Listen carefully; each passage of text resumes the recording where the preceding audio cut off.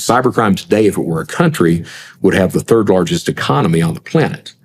That's how things have expanded to that point. Now, does that include pornography distribution? It does not. Without pornography distribution? Without pornography.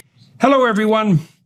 I had the opportunity to speak to Brett Johnson, and Brett had a rough life, and it led him dark places, and he spent a lot of time setting up and running the darker edges of the web, and for many years, and facilitating the development of online criminality, and it's become a real scourge in our society. And that all changed about 6 years ago when he decided that he was going to work on the positive side of the universe for a while. And so we spent a good amount of time walking through his bio and talking about how he got involved in Shadow Crew, say, from 2002 to 2004. It was an early consortium of online criminals devoted to the sales of illegal goods, drugs, guns, identities, and information, and so forth. And we walked through all that, and then the mechanics of his decision to stop and to start working with law enforcement agencies and so forth, and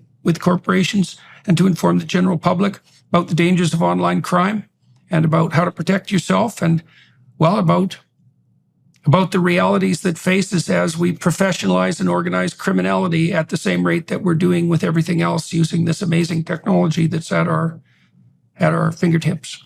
So welcome aboard. It's going to be quite the ride. I've been studying this array of personality traits. It's going to be a long question, but it'll get us right into what we want to talk about today, known as the dark tetrad.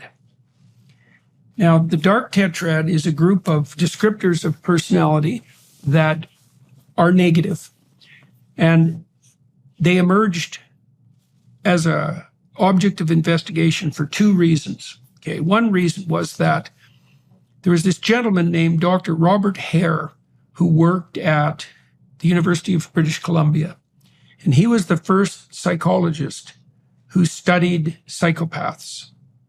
And he interviewed a lot of psychopaths in prison, hundreds of them, and developed a questionnaire measurement, a set of measurements, essentially, that helped determine what the personality characteristics were of people who were likely to become long-term, unrepentant career criminals.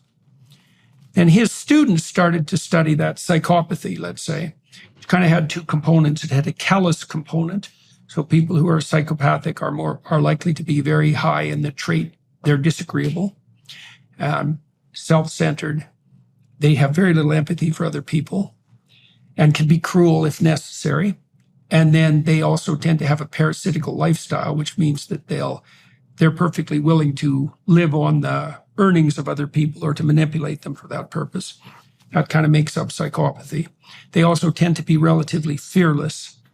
So, yeah. So, and then his students started to study psychopathy in normal life, right? Because many psychopaths end up in prison, but not all of them. And so Hare's students started to study more normal psychopathy, so to speak.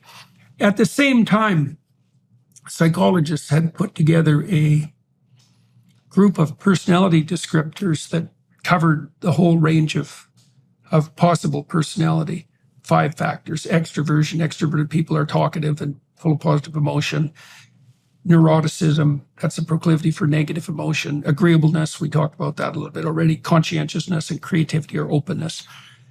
But they eliminated from those descriptors anything that was evaluative. So good, evil, bad, good, cruel, kind. Most of those were taken out because they wanted to make a non-evaluative representation of personality. But then that didn't work out so well because you had to keep in the evaluative terms for the study of, say, serious misbehavior. And people started to look at how those descriptors clumped and came up with this dark tetrad model. So the darker sides of personality are Machiavellian. So Machiavellians will use manipulation to get what they want from people.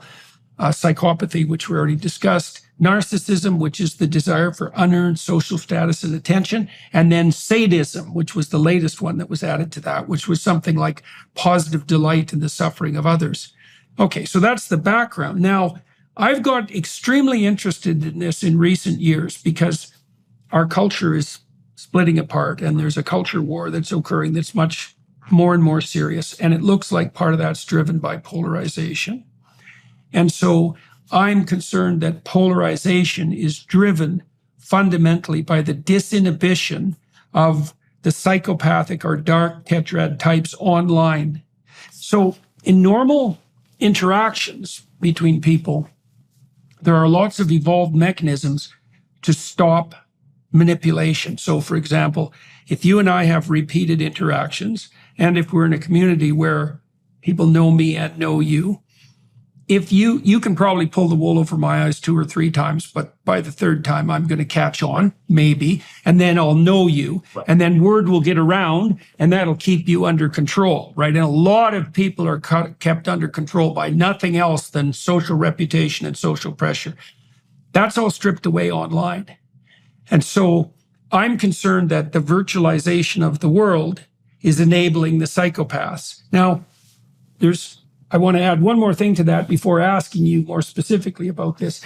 I know already that about 35% of internet traffic is devoted to the propagation of pornography. And my sense is it isn't the world's best guys that are involved in the production and distribution of pornography.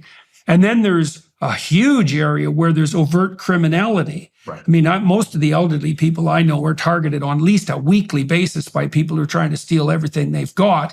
And then around that, there's an edge of sort of quasi-criminal behavior that is engaged in by the anonymous trolls and so forth, the people who are doing their, what do they call it? They're having their fun for the lulz, which is to laugh out loud, to gain amusement at the expense of others. And we also know that the people who do that are more likely to have these dark tetrad personality traits.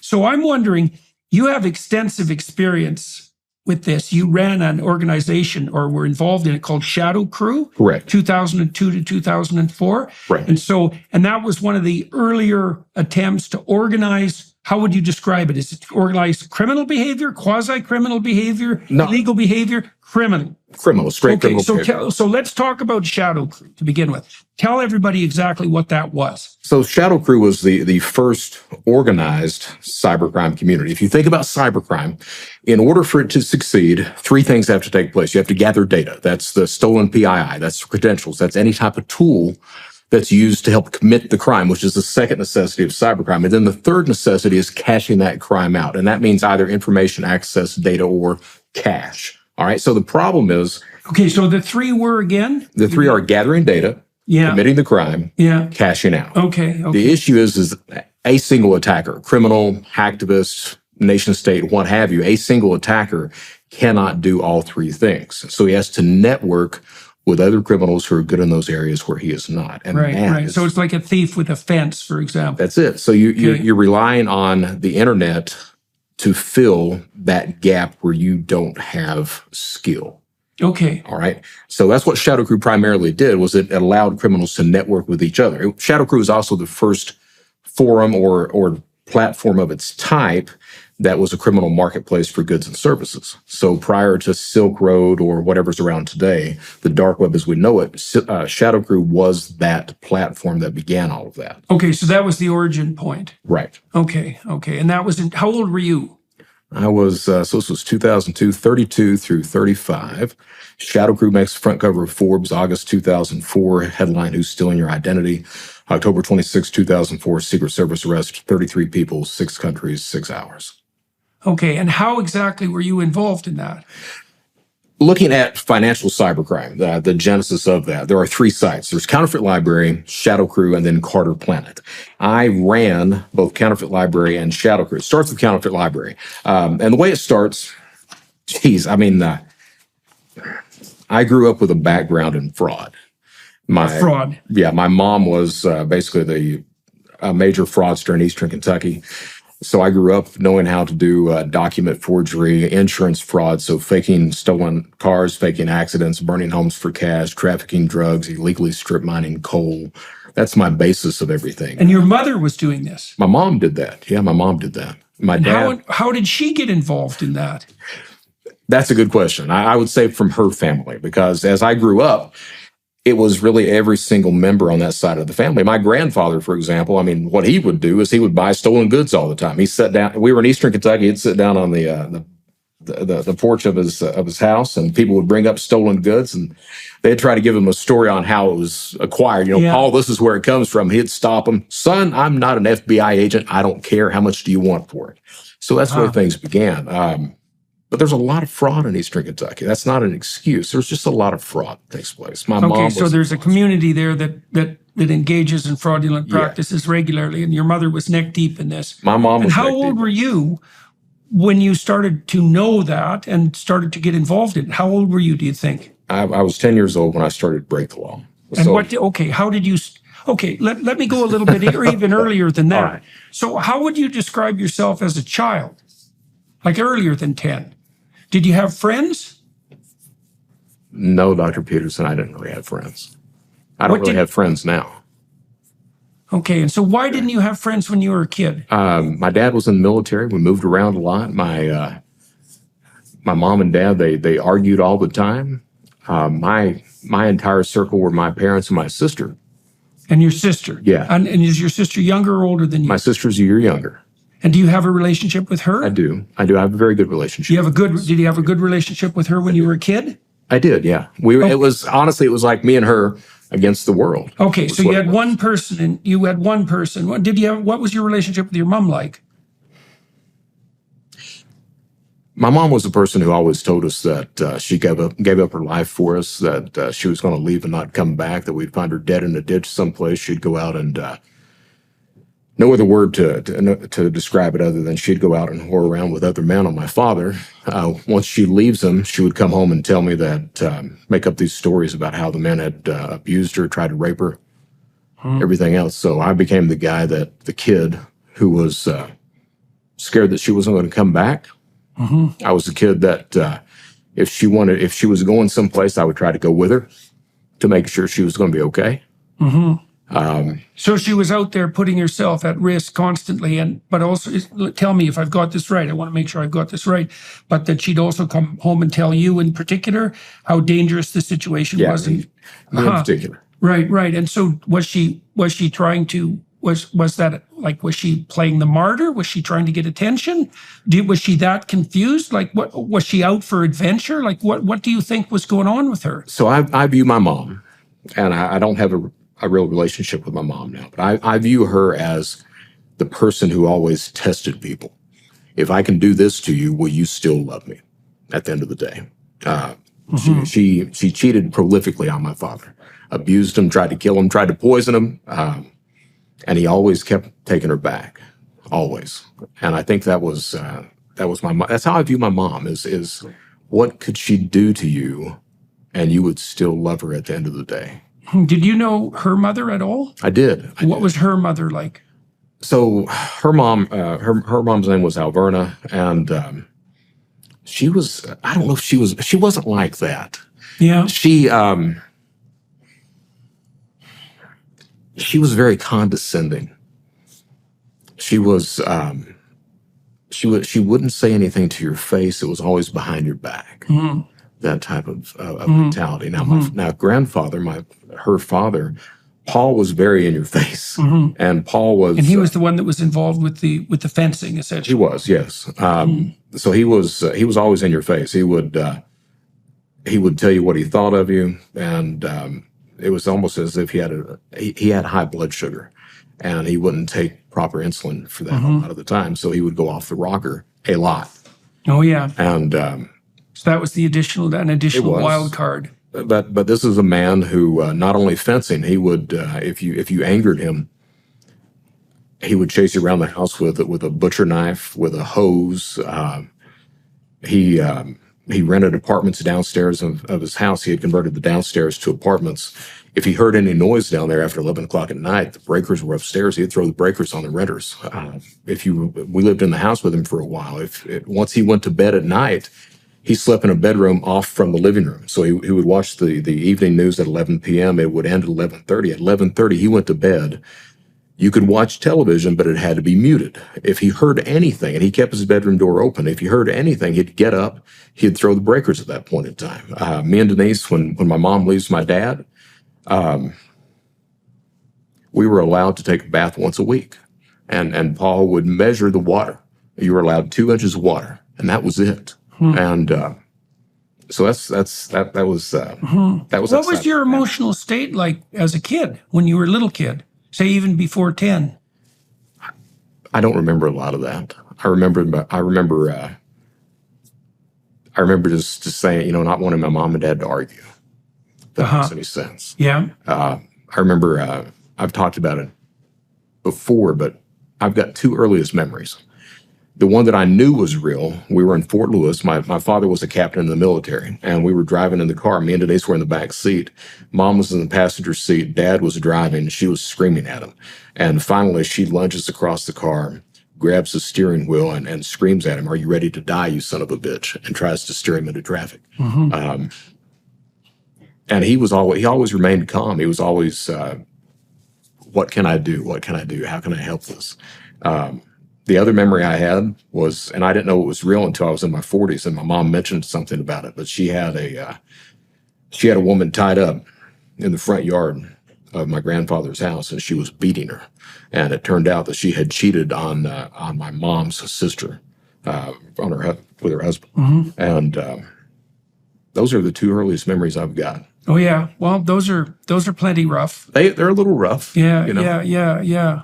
But I didn't have friends. It was always just that circle. I don't know if you call it embarrassment or what. Say that again. I don't know if you'd call it embarrassment, not wanting to bring people around. Yeah. Well, but, might have, yeah. So you couldn't see how you could bring people over to your house. Yeah. And how you said you moved around a lot because your dad was in the military. Okay, so you're moving constantly. That makes making friends difficult. Right. Yeah. And what about your father? What sort of how often was he around, and what sort of relationship did you have with him? My dad passed away about 6 weeks ago, and growing up, my dad was always the center of reason. If that makes sense. You never heard him yell or scream. And when my mom was, doing these things, he would try to reason with her. She would bring men home in front of him, and he would cry and beg her not to do it. She'd do it anyway. She brought this one man home and informed him, and told him that she was leaving him. And, he's sitting there crying. She leaves for a few weeks, comes back. I loved my dad. I did. What happens is that, my mom leaves my dad. I was 10, my sister Denise 9, and we moved from Panama City, Florida to Hazard, Kentucky. And you ask where, that entry into crime. Yeah. So mom had been gone for a few days. I was a guy that didn't think she was going to come back, always worried about her. Denise was the kid at 9, just pissed off all the time. And mom had been gone. Denise walks in one day with a pack of pork chops in her hand, because we didn't have any food in the house. We couldn't go upstairs and eat because they would talk about us all the time. You'd go upstairs to try to get something to eat, and while you were sitting there eating, they'd say stuff. Who would? My grandmother and my grandfather. So, you didn't want to go upstairs a lot. You want to just stay downstairs in the apartment. What would happen if they said things about you? Well, nothing. I mean, they'd feed you. Don't make no mistake. They'd feed you, but at the same time they were feeding you, your mom needs to get a job. Your mom needs to do this. I can't believe this is going on. All that stuff. So I took that kind of personal. I think Denise did too. So Denise walks in one day and she's got a pack of pork chops in her hand. I'm like, "Where'd you get that?" She's stealing it. She shopped it. And she was 9. She was 9. And we start stealing food. The shopping plaza that had the A&P, it's got a Kmart in it. Start shoplifting other things, hoodies, so you can put. The way that started, we wanted a sandwich, so I went in, got a hoodie off the rack, took the tags off of it, and stuffed a loaf of bread down the sleeve of the hoodie, threw it across the shoulder. And from there, it was video games and jewelry and clothes and all that. Mom comes home and sees the stuff that we've stolen. Takes her a while to notice what we've stolen, but asks where it came from. I tell her we found it. She's like, no, you didn't find that. Denise, we stole it. My mom looks at my sister, show me how you did that. And not only does she join us and start running us as little shoplifters, but she calls her mom to join us as well. So we used to take these road trips, and that's a lot of the problem I have right now. With the holiday season approaching, why not include saving a baby's life on your Christmas list? Through our partnership with Preborn, an organization that's rescued over 270,000 babies, you can do just that. Every day, Preborn's network of clinics rescues 200 babies as they compete head-to-head with the abortion giants. You see, they offer an abortion-minded woman a free ultrasound. Once she meets her baby for the first time and hears that heartbeat, her baby's chance at life is doubled. For just $28, you can save a life by sponsoring a mother's ultrasound. Preborn also supports both mothers and babies with diapers, car seats, counseling, and more. And now through a match, your tax-deductible gift is doubled too. For up to 2 years, you are offering double blessings. Now's the time to put your year-end write-offs to work. Have your donation matched by dialing pound 250 and saying the keyword baby. That's pound 250 baby. Or donate securely at preborn.com/Jordan. That's preborn.com/Jordan. When you were that young, okay, so the way you describe this starting is that, well, there's certainly an element of necessity in it. Right. And you're obviously at 9 and 10, you're pretty damn little, and your family has plenty of problems, to put it mildly. And so Denise, you said, she starts to shoplift, and then you're doing that next and relatively quickly. Did you have some sense at that point that it was wrong? No, sir. You didn't? And No. why not, do you think? I don't think I even cared. I mean, I knew that, I knew walking into Kmart that, stealing stuff that people were watching you, but and that you might get caught. Yeah, but I didn't care. Right. And do you have any idea why? You can infer from what you said about your family why you didn't care, but have you thought about that any more in the intervening years? I have. I spent a lot of time trying to think through that, and the answer is, well, we needed it, or at least I've convinced myself that we needed it. I mean, we could have went there's upstairs. some evidence for that by the sounds of things. I mean, you were pretty young, and you're pretty desperate, and so you can imagine how your sister might have been tempted into doing that the first time. And well, then this problem is solved. But then, I'm kind of curious too, at one point, especially once your mom joined in, at some point, I would imagine it got to be both a thrill and a game. Oh, it is. It is. Yeah. It absolutely is. So, the reasoning, needed it, wanted the stuff, we couldn't afford an Intellivision or an Atari 2600, so I'll take it. Right. And then it gets quickly to the point where you want to find out what you can get away with, which is what you described to some degree, what your mom was toying with all the time to see what she could get away with. Right. But why do you think do you have any sense of why your father put up with this? Yeah, I do. Part of it, I think, is my dad was always scared of the people that he loved leaving. Now, that's my perception. Yeah, okay. All right, whether that's true or not, that's because it's possible that I do that a lot myself these days. Yeah, right? But a lot of it is my dad was not a man that who had much of a backbone a lot of the time. Right. Okay, so from a personality perspective, your mother would be disagreeable and high in negative emotion, to say the least. And your dad, very agreeable. Right. Agreeable people have a hard time standing up for themselves, and they can easily be taken advantage of. But they would also be the sort of person, they are also the sort of person who's very inclined to take care of other people and who will always see nothing but their good side. That's my dad. But I want you to understand, too, that my dad, I really do believe that, he wanted to commit the crime, too. If mom had an idea to burn a home or fake a stolen car, an accident or something like that, I don't think that he had the backbone to do it himself.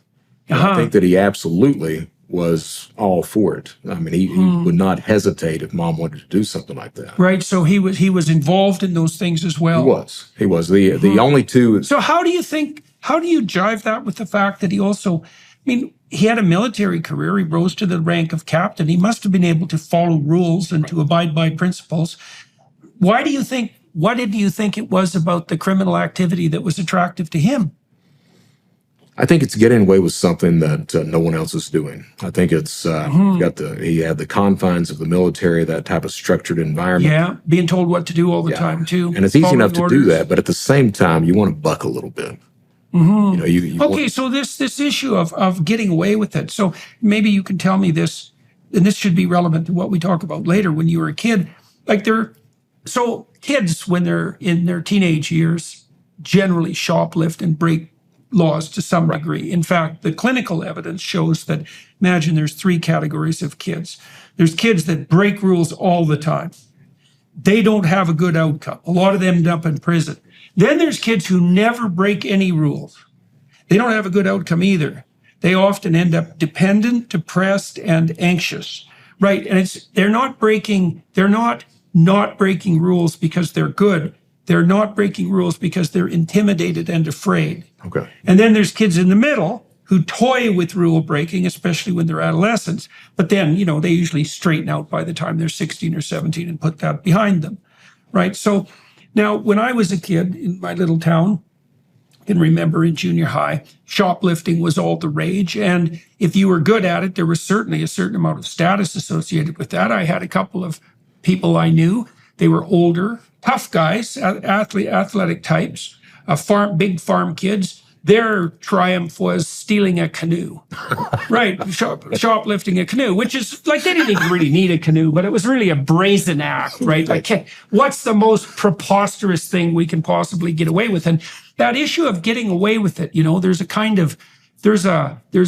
I think of it as a kind of arrogance and pride that's associated with that. Like, because one of the things that is true of the more psychopathic types of criminals is that they generally justify their crime with a rationalization that goes something like, if you're so stupid that I can take advantage of you, then you deserve exactly what you have coming to you, right? And it's also a demonstration of the criminal's superiority in that situation. And so I'm wondering what you think about those sorts of motivations in relationship to what your family was doing after your mother put together this little crime network around you two as kids.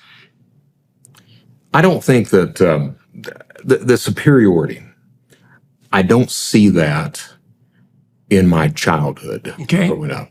Okay. I don't. All right. I absolutely see that once I branch off my own. Yeah. Okay. So that's right. Okay. So that comes later. Right. Okay. But no, I wouldn't have thought either that was what motivated the initial crimes, because you already laid out really how that happened. Right. You're relatively desperate kids. You're relatively isolated. You don't exactly have the best moral models.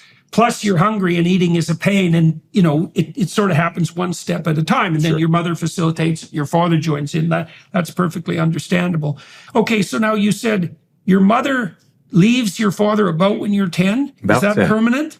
10, 11, somewhere through there, but yes. That's permanent. Absolutely. And then, so what are her relationships like after that?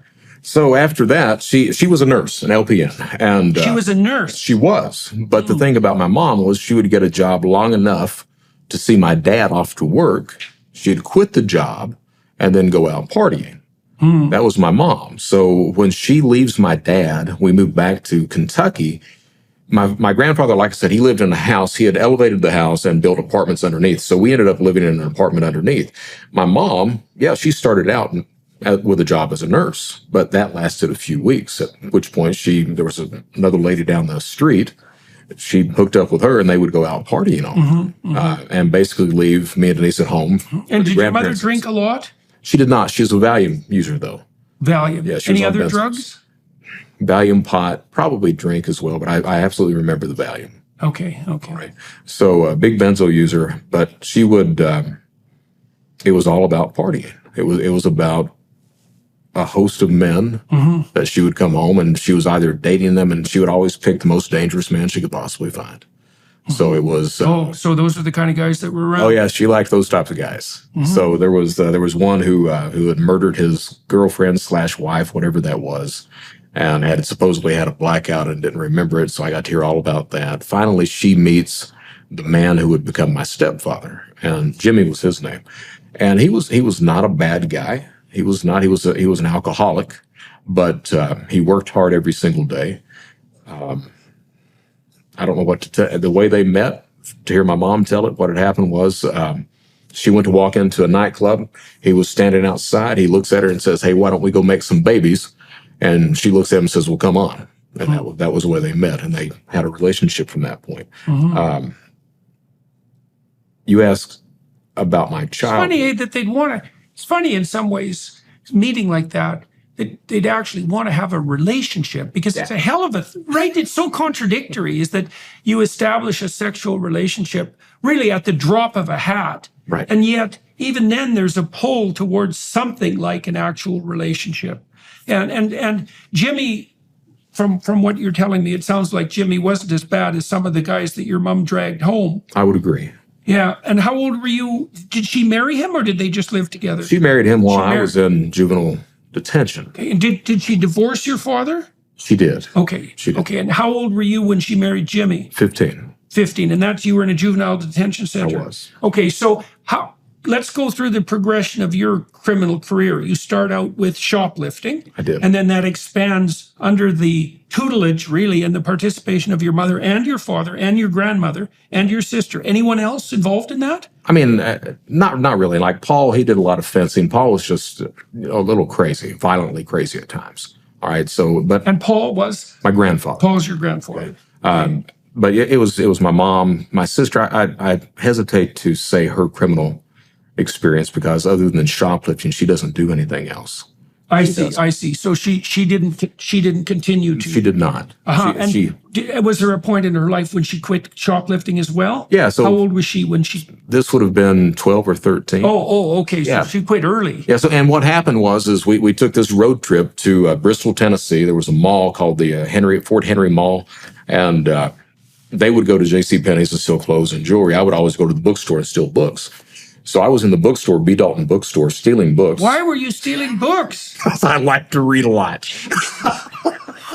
Okay. Yeah. So I was stealing books, and It's like a virtuous crime. I know, right? Yeah. So I was stealing books, and I was supposed to meet them back at the vehicle as they were coming out of J.C. So I go back to the vehicle, nobody's there. I wait about 30 minutes, walk into J.C. There's 2 guards outside, and I literally hear my name come over their walkie-talkies for Brett Johnson. I'm like, that's me. So go up, and they'd gotten caught at that point. So that ended their shoplifting experience, and that ended Denise's little foray into criminal activity too. And so why do you think she quit? Denise I don't think she ever wanted to do it. I think Denise actually had that moral compass at that point in time. I see. So you think she was primarily driven to it by necessity. Yeah. And then your mother was participating, and so it got extended. And then when the hammer came down, that was enough. And so okay, well, we'll get back to Denise later. Okay, so now you, on the other hand, you're shoplifting, and so how are you reacting to doing it? Now you saw your mom and your sister get caught. Why didn't that stop you? Well, because I was getting the stuff that I wanted. Okay. I was we couldn't afford the video games or the clothes, or later on I was doing the dine and dash routine at restaurants and stuff like that. We couldn't afford that. So it became this thing of, okay, if I can't afford it, I'll take it. Right. But, and even at this point, 12, 13, do you have other guys around you at that point, other friends, or not then either? You're still, Not really. I mean, we had alone. So in our neighborhood, there were 4 boys. There was me, my cousin, 2 kids lived down the street, and we all basically, we all were in the mess, as that goes to speak. But we grew up in that environment, and all of us were getting in some sort of trouble. Right, but you also don't. It doesn't seem that also that you're inclined to characterize them as friends. That's true. I'm not. Okay. And you said that's even true now, eh? Yeah, I don't. When I speak, I do a lot of speaking, and when I speak, I tell people I never had friends while I was a criminal. I had associates, because you don't have friends. I lied to everybody. Yeah, right. All right. And I don't think, that's an unstable basis for friendship. Yeah, I don't think you can have friends when you're lying. No, it's tough. Yeah. These days, I don't have friends. I've got my wife. Yeah. Next door neighbors, a few people like that. Yeah. But I'm not the guy that has what I think would be considered real friendships. Yeah, well, it's a hard thing to establish later in life if you don't have a pattern of doing that probably from about the age of 3, to tell you the truth. Like, there are boys. I'm not sure. Were you an aggressive kid? No. Okay. No. So one of the typical patterns for long-term criminality is there's a small minority of boys, about 5%, who are quite aggressive by temperament at age 2. They kick, hit, steal, and bite. And so if you put them with other 2-year-olds, they're aggressive. Right. Now, 2-year-olds tend to be egocentric anyways, but these 2-year-olds are egocentric and aggressive. Most of those boys are socialized by the age of 4. And so then, and what that means is they start to develop friendships that are somewhat reciprocal at about the age of 3. And then that expands, right? And they're often boys who are disciplined appropriately, often by fathers at home, right? And then they get to be socialized well enough so they can have friends, and then they have friends. And instead of being aggressive and tilting in the exploitative direction like they did when they were 2, they learn to be, competitive within the confines of sports and so forth. They sublimate it into some other, But if they don't manage that by the time they're 4, they never manage it. It's very hard to be socialized into a friendship network if you don't accomplish it between the ages of 2 and 4.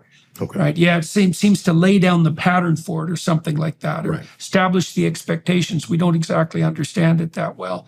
Okay. So between 10 and 15, and are you still in school? Are you going to school with any degree of regularity? How are you doing at school? I was extremely bright in school, but bored a lot. Yeah. So would miss a lot of school, would typically not do a lot of the work. Thought that I knew more than the teachers a lot of the time, and did not hesitate sometimes to tell them that. So that was my school experience. How far did you get in school? Halfway through bachelor's. Oh, okay. So you went off to college or university? I did. And what did you take at college? English, lit, and theater. Okay. All right. So now, as your shoplifting expands, what other activities are you getting involved in on the shadow side of the law? Like, are you drinking? Are you smoking? Were you ever a drug user when you were young? No, I didn't start drinking until I was 34. Never used Really? drugs. Yeah. Really? Okay, so that's strange. So how in the world did you manage to more than skirt the frontiers of like shoplifting and other sorts of criminal behavior when you're a teenager, especially with a mother who's partying all the time and that sort of influence around you? Why in the world weren't you attracted to alcohol and drug use? I didn't want to be like my mom. Okay, but that's very specific because you were engaging in criminal activity with her. But there was something about the drug world that really you weren't happy about. Okay, so what was that? What is it exactly that you decided you weren't going to participate in? I don't want to lose control under some sort of substance. I want to be in control myself. I see. And so you saw her lose control. Yeah. In ways that were, what do you say? Were they frightening? Were they otherwise off-putting? What was it about the influence of drugs on her that you particularly objected to and didn't want to replicate? So I associate my mom's drug use with that verbal, mental, physical abuse that she did to everyone. I associate her wantonness with other men with that drug use. Right. The way that she treated my father, the way she tried to kill my father sometimes. I associated all of that with that. I never had kids. I didn't start drinking until I was 34. Have never used drugs. All because of that. Do I think I missed out sometimes? Yeah. Yeah, I think I missed out sometimes. Yeah, but it sounds like you missed out on an awful lot of trouble. Yeah. But yeah, 34 when my wife leaves, my first wife, when she leaves me, I started drinking at that point. Basically, it was like, screw it, why not? The holidays are rapidly approaching, but we can find peace and calm in the craziness of the season with Hallow, the #1 Christian prayer app in the world. Immerse yourself in Christmas in Advent prayers, meditations, and peaceful Christmas music. Hallow also offers an extensive library of Bible reading plans accompanied by insightful reflections and audio-guided meditations. Whether you're a seasoned Bible reader or just starting your journey, Hallow provides a platform for you to engage with Scripture like never before. A great place to start is with Father Mike Schmitz's Bible in a Year, in which he offers brief daily readings and reflections available on the Hallow app. The Hallow app also helps you connect with a community of like-minded individuals sharing experiences, insights, and encouragement along the path to spiritual growth. This Christmas, join Hallow's Christmas Prayer Challenge, Advent with C.S. Lewis. For the 25 days leading up to Christmas, you can focus on the real reason for the season with prayer, meditation, and Christmas music on Hallow. Download the app for free at hallow.com/Jordan for 3 months free. That's hallow.com/Jordan. Right. Okay, so let's go through from 10 to 15. You ended up in juvenile detention. Okay, so how did that progress? Now you finished school and well enough so that you could go to university. Correct. Okay, so we'll deal with that on a different track. But now so how is it that your shoplifting expands and into what other criminal endeavors, and how is it that you get brought to the attention of the law? So I don't associate that juvenile stuff with the shoplifting stuff. Oh, okay. For me, I put it on two different tracks. All right. And the way that I associate that, when I was, I don't know, 7, 8 years old, I would catch my mom and dad. I would catch them gone, and I would urinate in the house, on the carpet, down the drains, in the sink, something like that. All right. I don't know if it's correct or not. I didn't talk about that till I was about 46. I got on the stage. So me with therapy, I do a lot of my therapy in front of a crowd. Mm-hmm. And because that's the only place I feel like I can be safe doing that, as weird as that is. But I started talking about it. I had a woman come up to me afterwards that said that she used to work with abused children. And she was like, that's a control mechanism. That's the only control you had left was that. And I was, okay, fair enough. But what happens is my mom leaves my dad. I was under the impression that I was going to be able to go and live with my dad. So one day I call my dad up and he tells me that not only am I not going to live with him, but he's gotten married. And I didn't know who he had married or anything else like that. And how long after your mother left your father did you find out this? 2 years. 2 years. 2 or 3 years. Had you seen your father in that intervening time? I had not. I didn't have a conversation with my dad for about 20 years. I see. So your mom left your dad at 10 and he just disappeared in your life. Out of sight, out of mind. Right. But you were hoping, there was a part of you that was hoping that he wanted you to go live with him, and that's what you wanted. Yeah, I would call him every now and then. I would call him like every 2 weeks. I'd have to leave the house where he'd live, and that same Kmart I was shoplifting from, they had a payphone outside. I'd go out there and call the man.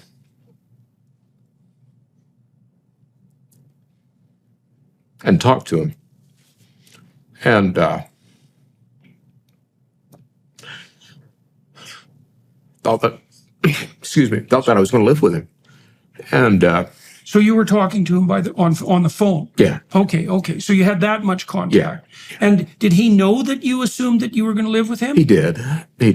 But he didn't tell you that wasn't, do you think maybe he was hoping that would happen? Or was he unwilling to dash your hopes? Or what do you think why do you think that he wasn't letting you know what the lay of the land was? So I think there's a few reasons for that. I think that it's lack of backbone saying what needs to be said. I think that, after I talked to him, after we kind of made amends and everything, I found out that he didn't have anything. He was living in an apartment. He had to walk back and forth from work. He had a dog that he couldn't afford to keep. He gave his damn dog away. So he didn't have anything. And I don't think he wanted to tell his son that he couldn't. Yeah. Right. So, well, things often have multiple causes. Yeah. Right. So what happens is he tells me that. In the neighborhood that I lived in, there was a hospital out at the end of the street. I walk into the hospital, get in an elevator. Woman walks in, and I assault her. At that point in time, beat the hell out of her. And I get arrested for that. I was 15.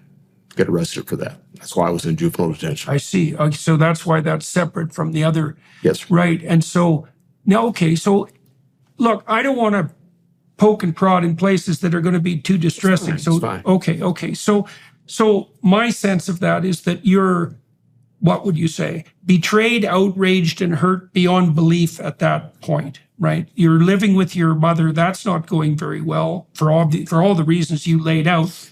You're nursing this fantasy that you're going to go live with your father and things are going to be all right, and that vanishes. Right. And so now but the question is, why do you think that translated into the action you took in the hospital? She looked a lot like my mom. I see. I see. Why did you go into the hospital, do you think? We used to, as kids, we didn't have any money. We used to go up there and hop the elevators, ride them up and down. Oh, I see. So Yeah. that was just something you were in there Yeah. doing for fun. Yeah. Okay, so you didn't go into the hospital with any like aggressive intent in mind. No, sir. And so you saw this woman? What happened exactly? I guess all the,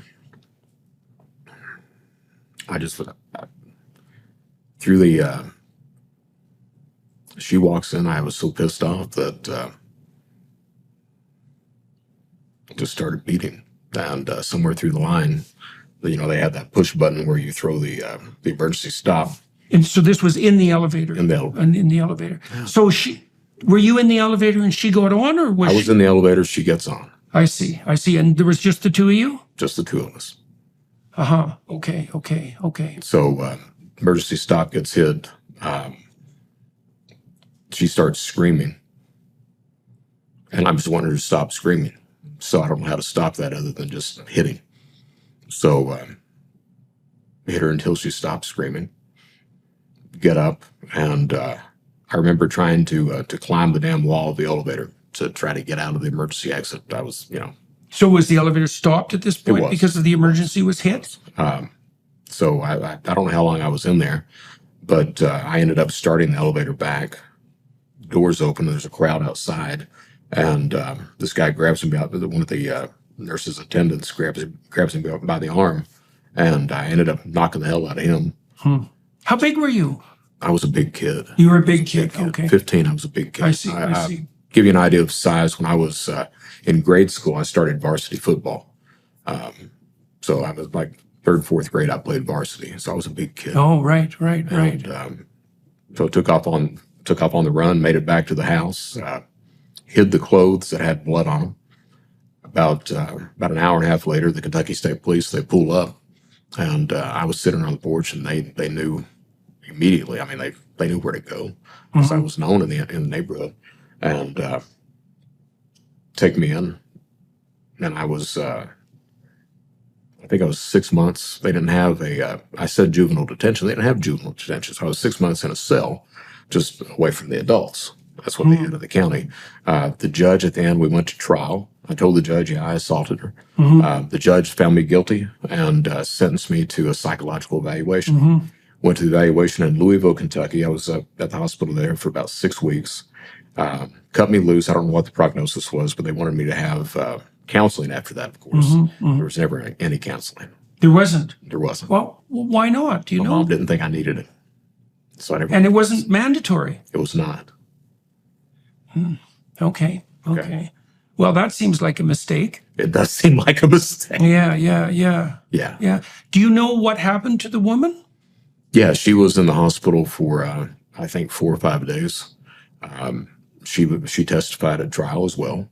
And we didn't have a jury. It was just judge deciding everything. And from there, it was a very small town. And she knew where I lived and everything. She used to drive by the house. And so she was no longer afraid of you at that point, do you think? Or Doctor, I don't know what that was.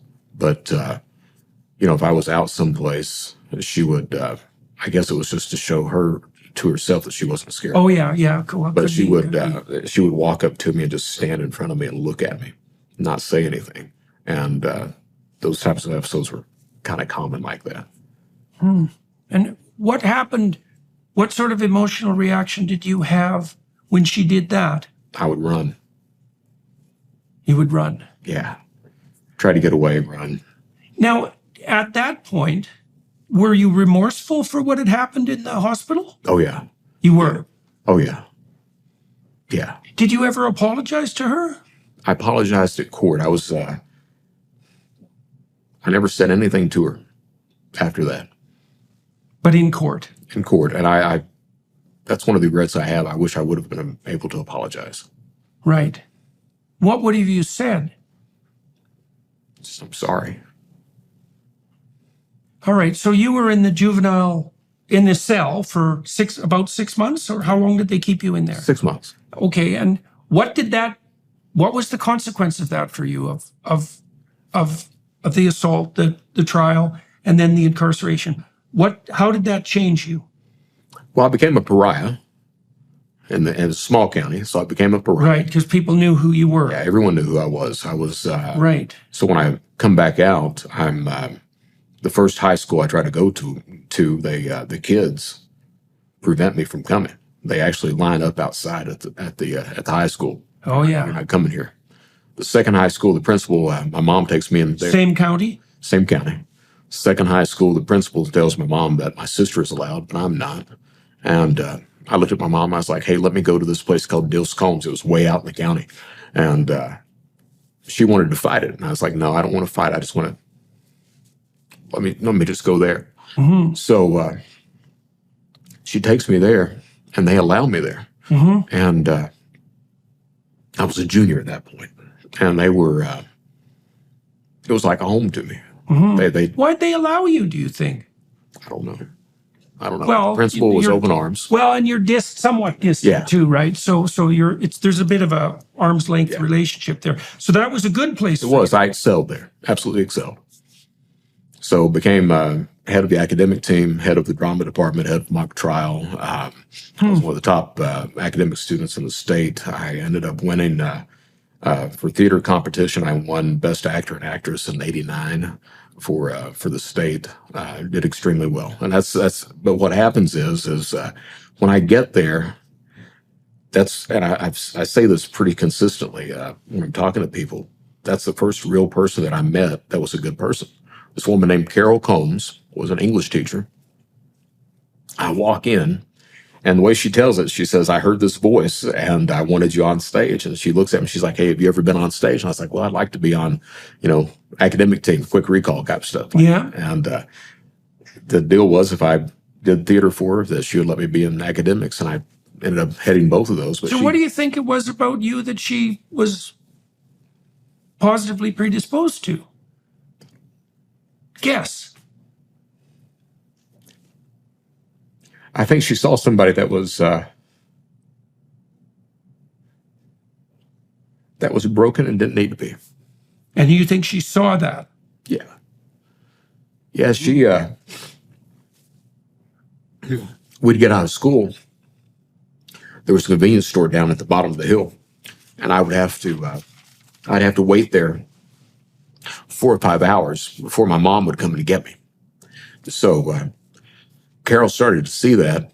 How far away was your mom at that time? How far away did you live? 10, 15 miles. Okay, so there was no reason for a 4 or 5 hour delay. No, there wasn't. And Carol started to see that after a few weeks, so she started to pick me up, take me to the house.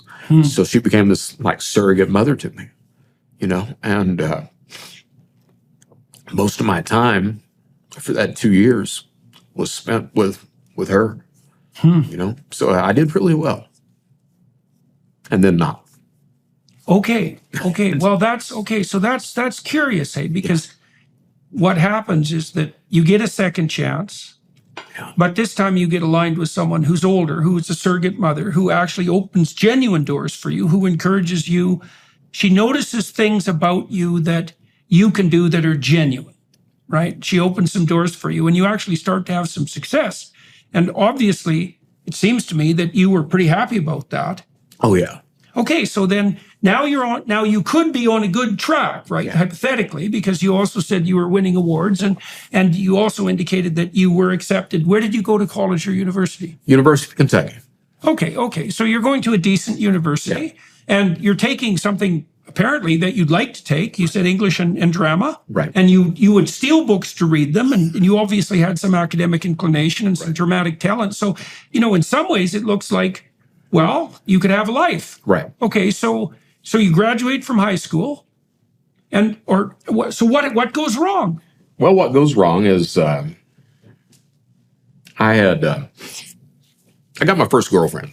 So I was 19 when I met Christy, and fell head over heels with a girlfriend. Finally had a girlfriend. High school? High school. Well, I was out of high school and freshman. I see. Okay. So you're at the University of Kentucky. Right. Well, I'm at a community college first, about to transfer out. Okay. I see. How long were you at the community college? Year and a half, 2 years. And how was that for you? It was okay. Yeah. It was not as great as the high school experience, but it was okay. Okay. Right. So, and you get a girlfriend. Well, Get a girlfriend, and Okay. now coming out of high school, why no girlfriend before that? You're doing all right at school. You're doing all right in the drama side. Hypothetically, you might have been able to be attractive to a girl. Why not? Why not before that? Do you think? I think it was the history of the elevator. I think it was. Oh, yeah. It was my view of not deserving a girlfriend Yeah. because of that, and just scared to ask. Yeah. Okay. Yeah. Well, fair enough. Fair enough. So what happens is coming out of high school, I had some scholarships for drama, debate, things like that. Turned those down, and because I had been talking to this girl, so wanted to stick around. And I see. So you had been talking to her at the end of high school, right at the end I of high see. school. So okay, so you don't take full advantage of the scholarships and so forth that are offered because you now have the interest in this girl. Okay. Now, the one I did take interest in, I started community college. We were doing a show called House Divided. It was written by the head of San Jose State's theater department, and he flies in. The professor at the community college, he knew him, so he flies in to see the production, and sees me on stage, and he's like, "Hey, full ride scholarship. Do you want to take that?" I was like, "Yeah, I want to take that." And that was for the University of Kentucky? That was for San Jose State. That was for San Jose State. like, they were going to give you a full scholarship? Full ride on everything. Wow. Okay, Wow. so I was like, absolutely, we'll take that. He's like, I'll be back in a few weeks. We'll talk about it. I was like, okay. So he leaves, comes back a few weeks later, flies in. I'm outside shooting basketball with some of the boys in the neighborhood, and he pulls up, and I walk up to his car, and I'm like, I'll walk you and introduce you. And he's like, I got it. So he walks in the house. He's in there about 15 minutes, walks out, quiet as a sheet, leaves. Scholarship dies. Never hear from him again. And a few weeks later, I find out what had happened is he gets in there, my mom pulls a knife on him, threatens to kill him. You're not going to steal my son from me. And he took that to heart. And wow. And when that happened, I kind of took that to heart too. Oh, okay, so what does that mean that you took that to heart? Is it okay to cuss? Hey, man, have at her. I was like, fuck it. I'm not leaving this place. I'll just stay here. And I see. So that's sort of a reaction is that the same reaction, just out of curiosity, that happened to you in the elevator? yeah. Yeah. Okay, so yeah, because that's an emergence of something like, and you can understand it, right? Because, well, obviously, what happened with your father, that was very frustrating and definitely something that could engender both resentment and the desire for revenge. Right. Okay, so now you've been working pretty hard at getting your act together. You have this full scholarship that's on the table, and your mother basically stabs you in the heart. Yeah. Right. And so the response you had, which was, fuck it, that's an understandable response. Have you been able to determine in the intervening years what you should have done instead? Yeah. Okay, what should have you done? I should have called this director up and said, hey, Edward, I'm coming. Let's do this. Don't worry about that. I apologize about my mom. I want to take this opportunity. That's what I should have done, but I didn't. Let me ask you this question. Are you at peace with the mindless screen time you spend on your phone every day? Are you gaining that higher quality of life you desire? If this sounds familiar, I have good news. Starting on January 1st, tens of thousands of men all over the world will start 2024 with a 90-day journey together in search of a more purposeful life. It's called Exodus 90, and it was built to help men enjoy the freedom of becoming who they were truly made to be. Exodus 90 guides you in removing the attachments that are holding you back from a better life, and it actually works. Independent research shows that Exodus 90 men report considerable shifts after the 90 days. A dramatic decrease in time spent on their phones, stronger satisfaction rates in their marriages, a more meaningful relationship with God, and true brotherhoods of men on the same path.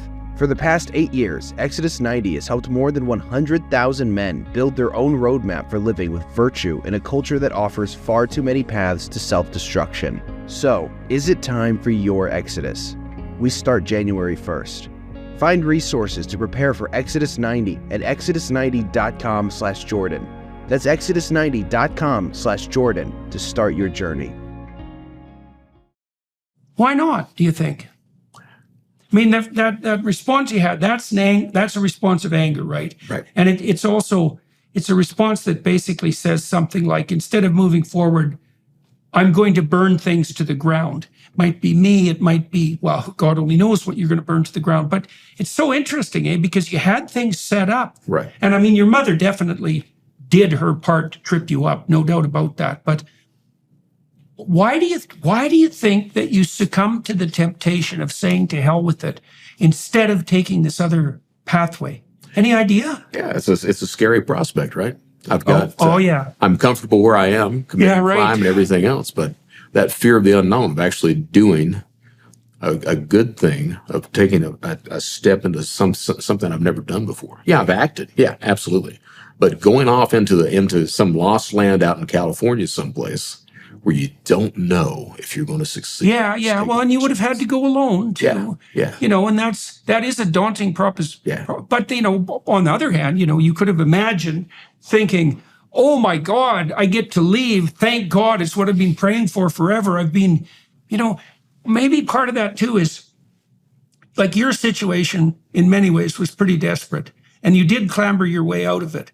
But you could also imagine conceivably that you were concerned that you would take the stellar opportunity and it would turn out to be, to dissolve into dust and to burn to the ground. And so I know people whose hopes have been dashed repeatedly. They start to get afraid of hope itself, because they've put themselves on the line. And being throttled as a consequence of it. At some point, it's easy to say, I'll never do that again. It's not helpful, though, because the alternative is, well, let's find out what the alternative is. Okay, so you said to hell with it. All right, so now you're not going off on scholarship. All right, so what happens? Well, what happens then is I dive kind of deep into some criminal activity. I was... And right away? No. Okay, were you engaging in criminal activity when you were going to the high school where you were doing well? No, I wasn't. Okay, so you'd put that on the back burner at all? Were you? Or no, those 2 years I was busy with theater, with dramatics. I would go to school at 8 o'clock in the morning every single day. I'd go to school every day, and I wouldn't come home sometimes until 8 or 9 at night. I didn't have time to do it. Okay. So the other thing we can draw from that is the conclusion that you had something better to do. I did. Right. Well, one of the things that has to happen for people to stop drinking, so they have to find something better to do. You can't just stop drinking, right, or any form of misbehavior. You actually have to have something better to do, and you had something better to do at the school. Yeah. And then you had an offer, the scholarship offer, that would have given you something better to do, but you didn't take it. Now, your mother put that. It's a funny thing, because you might ask yourself, like, did she put a knife in your heart or a stumbling block in your path that you then stumbled over? Right? Because obviously, like, she bears the responsibility for pulling a knife on the person who was offering you this great gift. But, the mystery there too is, why didn't you, Christ, you could have gone to San Jose, like to the guy's office, and said, look, I get it. You're terrified. I'll do anything to come here, right? I'll put my mother behind me. She's not a real danger. Give me a shot for 4 months and see how it goes. Right. That would have been a sophisticated response. And you would have had to do it alone, and so it's unlikely. But you could also see that it wouldn't have been impossible, right? And so you had this opportunity instead. All right, you got to be angry at this point, I would think, Oh, yeah. Okay. Oh, yeah. Yeah, right. And did you ever have it out with your mother about this?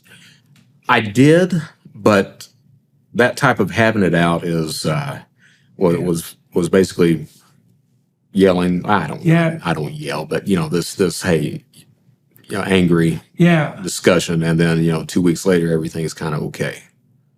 Yeah. Well, you'd seen repeated patterns of misbehavior characterizing her life, and I can't imagine that you thought that you would think that it would be possible to sort something like that out so there would actually be change. Okay, so now you lack the future you could have had, but you also have an excuse because something's been taken away from you.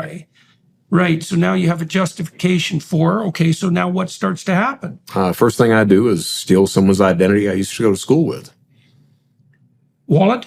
No, I actually, I walked into the DMV, found out what it took to get a replacement driver's license, noticed the way that they kept records at the DMV, then proceeded to get enough documents to convince them that I was him to get them. Geez, that's elaborate. Okay, how do you come up with that idea? That's a good question. That's an elaborate plan, essentially. Yeah. So what happens is I was actually getting my replacement driver's license, walked in there and noticed that the way they kept records on the DMV, it was all paper at that point in time. And I was like, well, hell, they're not even putting pictures to the driver's licenses. So I was wanting, of all things, I was wanting a Sega Genesis at that point in time and didn't have one. And at the same time, I was like, well, I could probably set up a bank account and start running checks if I had somebody else's ID as well. All right. So okay. So you have a goal in mind. You want this video game. Now you're plotting ways that how to do it. So right. I ended up. So why not get a job? Because obviously you've got enough discipline at this point to work, at least in principle, because you've been working at school. Is it because you're angry? What? Why not? I later on ended up getting a job. I was a manager at a Domino's Pizza for a while. Okay, well, but I broke the law from inside the pizza place too. Right. Okay. Yeah. So again, what the heck? Was it fundamentally your anger? What's motivating you at this point? Because the ability to do it. Okay. So is that when that pride in being able to do it? Yeah. So I was, it's not that I needed money. Yeah. I didn't. When I was working at Domino's, I did all right as a manager. Yeah. All right. Eastern Kentucky, no one has a lot of money anyway, so everyone's in the same boat as it is. Right. But even if you have a reasonable stream of income that's small, you're doing okay comparatively. Yeah, you're doing okay. Yeah. Right? Because most people there aren't working. Right. Most are just making ends meet. Right. Me, it was, I think it boils down to, so when my mom meets my stepdad, Jimmy, I actually said this to my sister at the time. We ended up, he went broke, and we ended up living in a trailer, 40-foot business trailer for about 18 months. And I told my sister, I was like, I'll never live like this again. Mm-hmm. And so at that point, when I started working at Domino's, it was always like a puzzle to me. How can I get around these systems? Mm-hmm. So at that point, it was like, you're getting all these orders in, and I'm like, well, I wonder if I could pocket some money and nobody know about it. Well, it turns out you can. So it was like, how much can you steal? Well, I could steal another $400 or $500 a week, maybe more than that, and keeps going to that point. Doesn't anyone find out about it? Well, right. Okay. So there's a materialist motivation to some degree. You don't want to live in that kind of poverty and that humiliation. And there's ego. Things and ego. Yeah. Okay. Ego in what way? I'm better at it than anybody else. I can do it and get away with it. I'm better. Yeah. Okay. So that's when that starts to come up as right. Well, the thing is too, you already knew that you were smart. Right. And you had been rewarded for that at school and you were successful. So you had reason to think that you could probably get away with it. Right. Right. And that pops up a lot in my history. Yeah. I imagine. Okay. So that's where it has its real genesis. Right. So. Right. Okay. So steal this kid's identity. Turns out, so what happens is I leave that day, call the DMV. Hey, what do I need to do to get a replacement driver's license? I don't have any of these identity documents. And they tell me, well, you can get some school records and you'll need to go to the Social Security Administration and then get an affidavit of identity printed out by them, things like that. So I started at the school, the Board of Education. I walked in, told them I was this guy, and got his school records from there that allowed me to. And they didn't ask for ID? They did not. I see. Mm-hmm. As long as I had a social, that was fine. So I ended up, back then you didn't have caller ID. That was widely distributed. So I ended up calling, acting like the Social Security Administration, telling them, hey, we're the Social Security Administration. We've got some sort of anomaly with your Social Security number. Could you verify your number with us? He fell for that, gave me the social. That allowed me to walk into the I see. Right. So now you're starting to be able to build an identity outside the system. Right. That's a big deal. Right. That's a big threshold to cross. Yeah. And that opens up the possibility of doing that at a large scale right away. Exactly. Right. And you also have the motivation. You said ego. You also had the motivation, to not live in poverty and to get some of the things that you wanted, and also the dawning conviction that you were smart enough to get away with it. Right. Okay. All right. So So- that's how that starts to develop. All right. So get the driver's license, set up a couple of bank accounts, get the checks in from the bank accounts, use that to do cold checks at every single Walmart that I could find in that radius in Eastern Kentucky. Okay, define that. Cold checks. What are you doing exactly? You go in and you buy goods, write a bad check for it, and walk out with the product. Okay, and why would they accept the check? Because back then they used to. So they wouldn't be able to verify how much money was in the account against So the they check. take your word for it. Right, because most of the time that would work and they could make a sale. As long as the check didn't exceed a certain amount, they would not verify funds on the account. So I think it was like $250, $300, something like that. Oh, yeah. Okay. All right. So low dollar. enough to get going. Right. So did that, and come to find out, what had happened was when I go in to get the driver's license, at that point they had changed security. So at that point they take your snapshot and they attach it to the file that has the DL information on it. Oh, yeah. Physically. So that lasted, and that did not stop me. I just hell with it. Maybe I'll get away with it, and start running the checks. They bring the kid in. Of course, they get a warrant for the kid. Right. Go to serve the warrant. The kid's like, "That's not me. That's Brett Johnson." So they get a Well, the warrant. picture. Yeah. I see. So they get a warrant on me, come down. My mom finds out about it. She gets the money up to pay off all the checks, and I ended up on probation at that point. So no real consequence for that action. And that's a lot of my history too, is I was committing a lot of crime and no real consequence. And each time would ratchet it up another notch. All right. So what do you think should have happened to you at that point that would have been best for you? You know, because really what you're telling me, I believe, is that in retrospect, the play in the system, the mercy that the system showed you even, was not in your best interest. No. Okay. So what do you think should have happened that time? Now, the first time with the assault, you got nailed. Right. Okay. And then, well, actually, your life in some ways straightened out after that for a reasonable amount of time. Okay, this time you get caught, but you get a slap on the wrist. Right. And so you don't think, oh my God, I was fortunate, I should straighten the hell out. What do you think instead? Well, I got away with it. You got away There's with it. no consequence. And as long Right. as- So even though I got caught, I didn't want to get caught. I didn't think I'd get caught. But even though I did get caught, it didn't make any Right. difference. Right. Right. And you didn't care. No, I didn't. I didn't. I mean, I didn't. That was my history. Did not care about victims. Did not care who I was hurting. Justified it and believed the justifications that I threw out. You know, I'm doing it for my wife, for my stripper girlfriend, for my sister. I believed that crap that I threw out there too. Right. So, but you needed those extra reasons to justify what you're doing. The extra reasons being that there were other people Yeah, I that you don't were think serving. so. You don't think so? I think I used those. I did Yeah. believe those justifications, but I don't think I needed them in order to go out and do that. Now, what's kind of interesting with me, and I think about that a lot. When I was from the girlfriend on, if I didn't have a girlfriend in my life, I was not doing fraud. But once I had a girlfriend in that relationship, oh yeah, as much as I possibly could at that point. So there was absolutely that aspect. And was that an ego status thing as well? Do you think? It was, with my dad, and that's why I hearkened back to him when I told you that he was the guy that was scared of the people that he loved leaving him.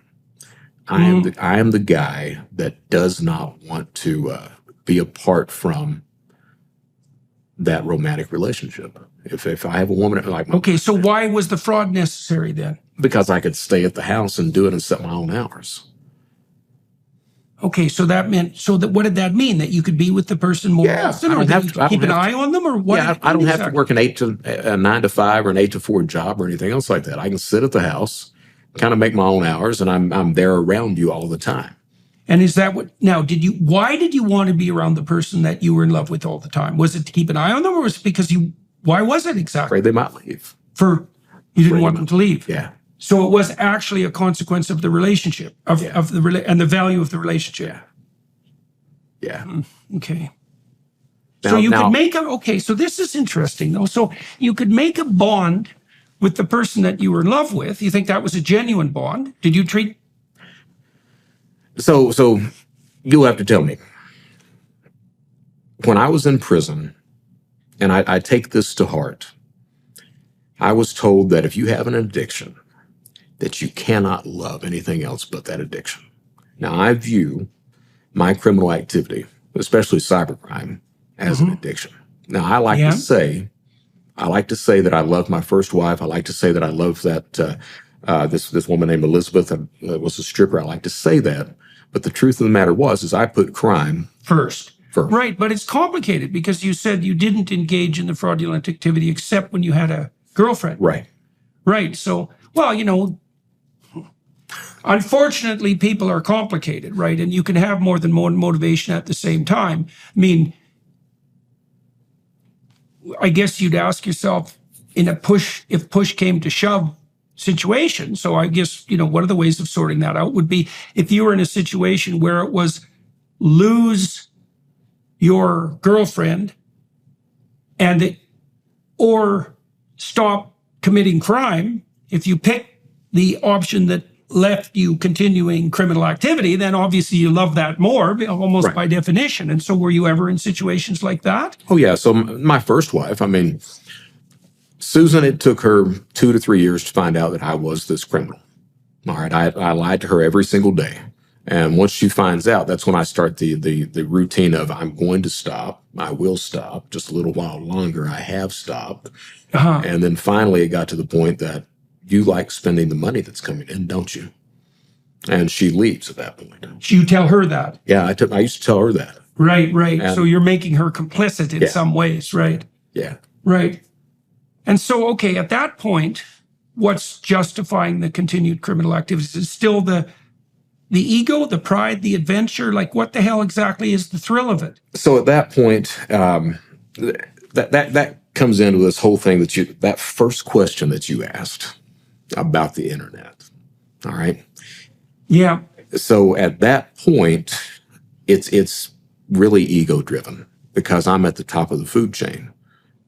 So I am the guy that everyone comes to for references, advice, how to do things, hooking up deals, everything else. Right. And I'm basically this kind of God status. Right. So in this domain of online criminal activity, you're way the hell up on the hierarchy chain. Yeah. Right. Okay. And Well, I'm not you can about see to that stop. would have its attraction. Right. And that's the same attraction that mob life has for a mob boss, right? Or in drug distribution gangs, there's definitely competition to rise up the hierarchy. That's typical male motivation, regardless of what the hierarchy is.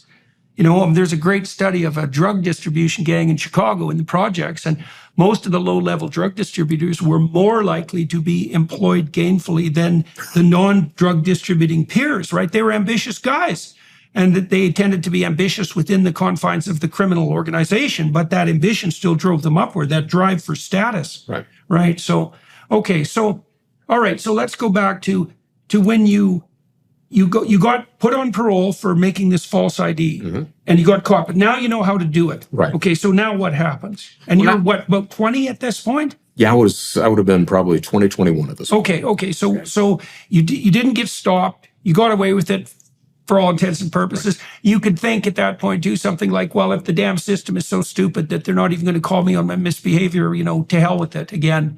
But you also said, and then we'll go back to this. You also said that you didn't have any remorse with regards to the victims. And so why do you think that was? Like, what was the justification for that? Well, the justification for me was telling myself that, hey, I need it more than they do. Hey, it's just his identity. He'll recover from that, without carrying the type of trouble. A realm of rationalization for right. what. Always trying to Well, because I'm curious, because the fact that you spoke positively of your sister, and you spoke positively to some degree of your father. You certainly spoke positively of this woman who helped you out in high school. You're clearly able to establish some empathic relationship with other people, and so that would beg the question, why didn't that occur? Why didn't you extend that to the people that were being victimized by your actions? But you just said you had a web of rationalizations that I suspect you probably built that up one piece at a time until it was very elaborate. Same sort of thing you did with your wife when you told her that, she wanted to spend the money. And so she was really involved too. And, and that's always an open question. If someone's misbehaving terribly in your household and you have some advantage to that and you fail to notice, you always have to ask yourself, it's like, well, was your lack of noticing convenient, right? And so I use that against them. I get that.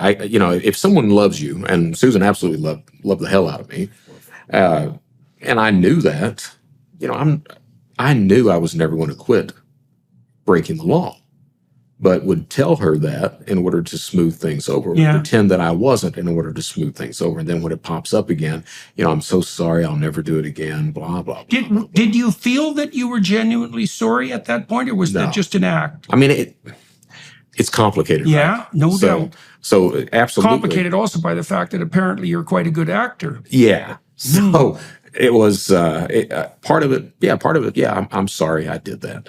Am I sorry I stole money? No, I'm sorry that I hurt you.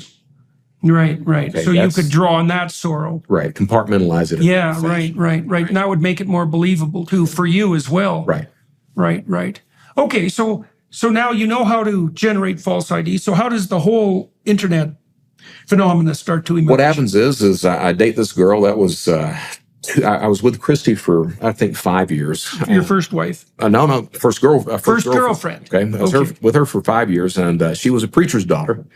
Oh yeah. Yeah, she finally figures out that I am not going to convert to Christianity. I have belief problems. So she breaks up with me, and I ended up at that point. I'm married to my wife Susan within 6 months.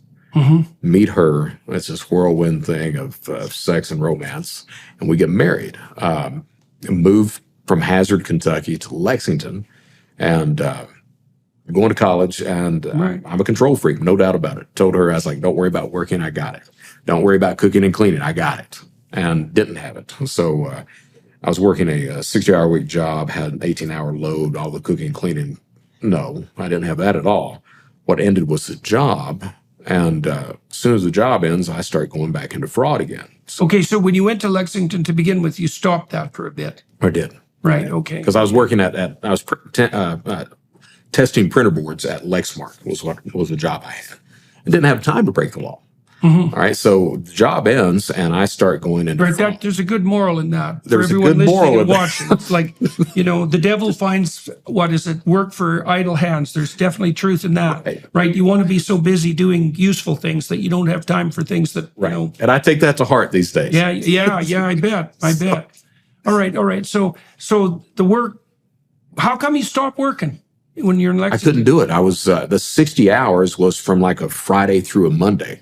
So I would be in there 15 hours a day and then try to go to class with a 18-hour class load the rest of the week. And so you took on too much. Yeah. And was that in an attempt to impress this woman? Probably try to make, it was more trying to make ends meet because we didn't live on campus. She wanted to live off campus. Okay, so there was financial necessity there too. So it was. Was she in university? She was a music major. I see. Music performance is what she was. And were you happy to be with her? Initially. Yeah. But 6 months, you think you've got all the things in the world in common. Yeah. After you're with that person for 2 years, you find out you've not got anything in common. And then you're with them for another 7 years on top of that. Right. Okay, so your job, you quit. I quit. You quit. And then, okay, so what happens then? Quit the job, start in telemarketing. And I'm good on a phone.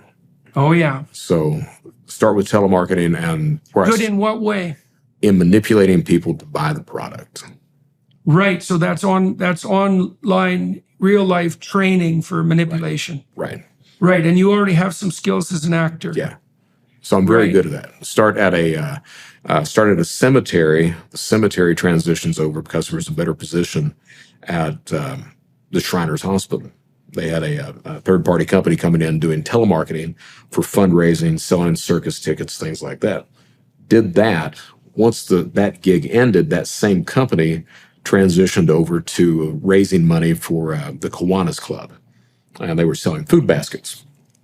So what I did was I was like, I can run a Kiwanis Club myself.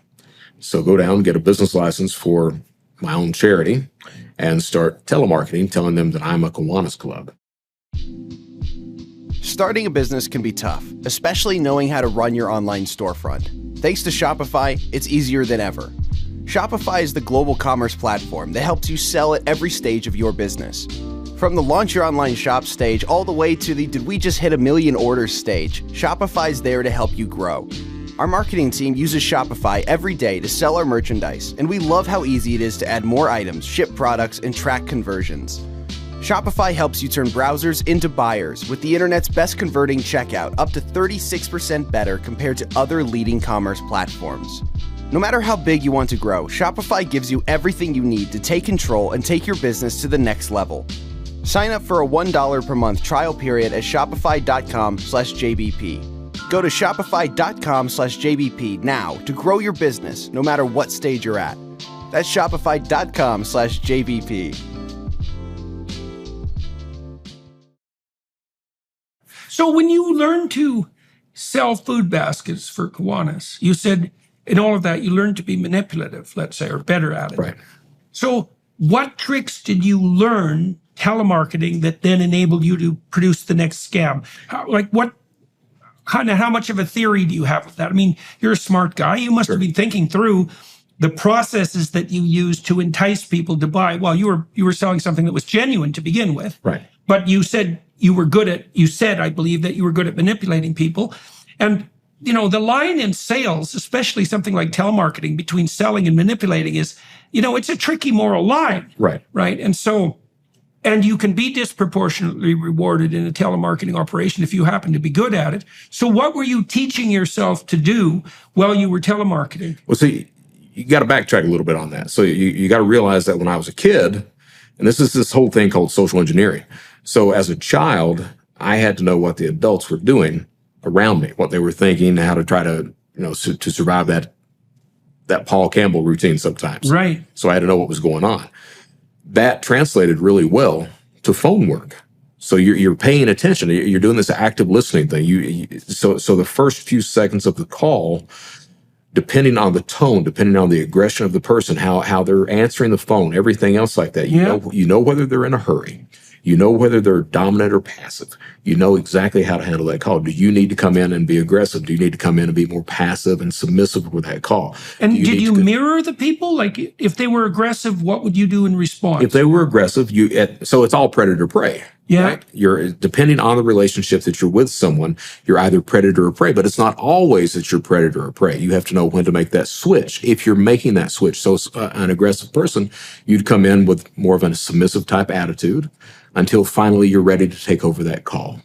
All right. I see. So you back off and look for your opportunity. Right. Always, right. You're always gauging the person. You're always paying attention to what they're saying, how they're saying it, the pauses that are taking place, everything else, until you've read that person enough, and you need to do it quickly.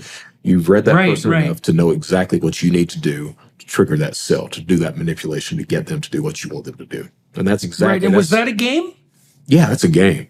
Yeah. But that's the exact same thing that translates extremely well when we're talking about online crime. Right. Okay. So that all these it's interesting too, because telemarketing is it's the gateway to virtual, right? Because you're just on a phone. You're not actually there in person. So you're half virtual on the phone. Right. Right. So you're learning all sorts of tricks. Right. And you get good at it. How long do you do that? I did that for married in 94, so probably through 97, 98. Oh, yeah. So 4 years. Yeah. Right. How many hours a week? 30, 40 hours a week. Okay. So you definitely develop expertise in this. How long till you branch off with your own false charity? So that would have been 2.5 years in. Okay. And how long did you run the false Kiwanis organization? Probably 8 to 9 months. Okay. And what happens is I was doing some telemarketing, and I was a one-man operation. So they would, I did not have a drop address for them to send checks or cash. I would actually go around and pick it up. Oh, yeah. Right? It seems like a bad idea. Yeah, it's a horrible idea. Yeah. So went to pick up checks, walked up to this guy's door. He walks outside on his porch. He's like, "You are not with the Kiwanis Club." I was like, "What are you talking about?" He's like, "I'm a member of the Kiwanis Club, and law enforcement's on their way." Oh. So I get in the car, take off, get caught, serve 3 months in a county jail. All right. And how much, what was the dollar amount of fraud that you'd managed at that point? I was only charged with maybe $6,000, $7,000. Oh, okay. Just the amount of checks that I had on hand. I see. And what do you suppose it was in total at that point? Any idea? For that 8 months, it wasn't much, 30. Okay. Not much. Okay. And were you still working as an actual telemarketer? I was not. You were not. So this was like your full-time job now. And were you doing that like 8 hours a day, or how much time? 4 hours a day. 4 hours a day. So 5 p.m. to 9 p.m. So that's when you find most people are at home. People are right, during the day. Right. They're What were you doing during the day? hanging out with my wife, Susan. Oh, okay. So that's you. So you got to hang out with Susan at that. Then take 4 hours off to do telemarketing. Okay. And then one day a week, you'd go around and pick up checks and money. Okay. And so you got picked up, and you got, what was the punishment at that point? So I was looking at a year and a half. Yeah. Got a lawyer, did 3 months. Is what I did. All right. Okay. Now that absolutely ends the telemarketing fraud bit at that point in time. Yeah. Okay. So Susan and I, we lose our So apartment. what was it like to be in jail for 3 months? Now, I presume you were in the general prison population at this point. Minimum security prison? County jail. County jail. Yeah. All that was Okay. county jail. So in Kentucky, if you don't serve any more, if you're not sentenced any more than a year, you do your time in a county jail system. Okay. And what was it like being in the jail for 3 months? Interesting. So it's very loud. Yeah. You've got some violence that goes on. So at that county jail, it was not horrible. You didn't have like a riot popping off. You didn't have inmates trying to kill each other. And were you good at defending yourself physically? I mean, are you the sort of person who gets bullied in jail or not? Do people No, I'm leave not. you alone? I'm not. Did they leave you alone? Yeah, they did. Okay. Why? I was big to begin. Yeah. with, Okay. So but that's I was definitely a also contributor. I was also very gregarious. Smart enough that if someone needed a letter written or some advice or something, I could tell them. Oh yeah. Okay. Talk to So them you about could that. be useful when it was useful. And useful matters in prison. Uh-huh. It matters a lot. Uh-huh. So if Well, you- useful matters pretty much wherever you Yeah. are, as it turns out. Yeah. Yeah. Okay. So, all right. And you were there for 3 months. 3 months. Okay. And what's your wife thinking about this? She's crying every day. Right. And did she have any idea you were engaged in this sort of activity at that point? She did know at that point. She did. Okay. I don't think, well, I don't know what she thought, but she certainly knew I was breaking the law when I was going around picking up checks and doing telemarketing fraud. Okay. She certainly knew that. I don't, And why did she put up with that? because she loved me and I manipulated her. And Yeah. Okay. That's why. Okay. Same. Okay. Yeah. Right. again, it's that me putting criminal activity in front of the relationship. You know, Yeah. she'll, because I'm the man of the house and I'm paying all the bills, she will get accustomed to it. Right. Oh, yes. Okay. Also that. So she becomes reliant on it as Right. well. Right. Right. Do you suppose there's a part of you that knew that if she became reliant on that, she would be less likely to get in your way? I think so. Yeah, that's a rough one. Yeah. Yeah. Okay. Again, like I said, man, I'm a control freak. I am. You know, I want to be the person that provides for the family. I want to have that position. I believe it's my job to do that. The problem back then is that job was fraud. Right. That's the problem. Yeah. Okay. So you're there for 3 months. You get out. And what do you conclude from being there for 3 months? You have to conclude- do it better the next time? I conclude I should not do telemarketing fraud anymore. That's literally the conclusion. Yeah. So I start. There's a little problem generalizing there, I would say. Yeah. So I move over into online stuff. Okay. Is what I do. I And find that's when? What year? this would have been 96, 97. Okay, so that's early in the online Yeah. world, right? So you're an early adopter of online technology. Right. Right. So what I do is, And how did you learn to use computers? I was always adept in that. You were. And my dad, when we were in Panama City, one of the Christmases. This is so my dad. We moved to Panama City.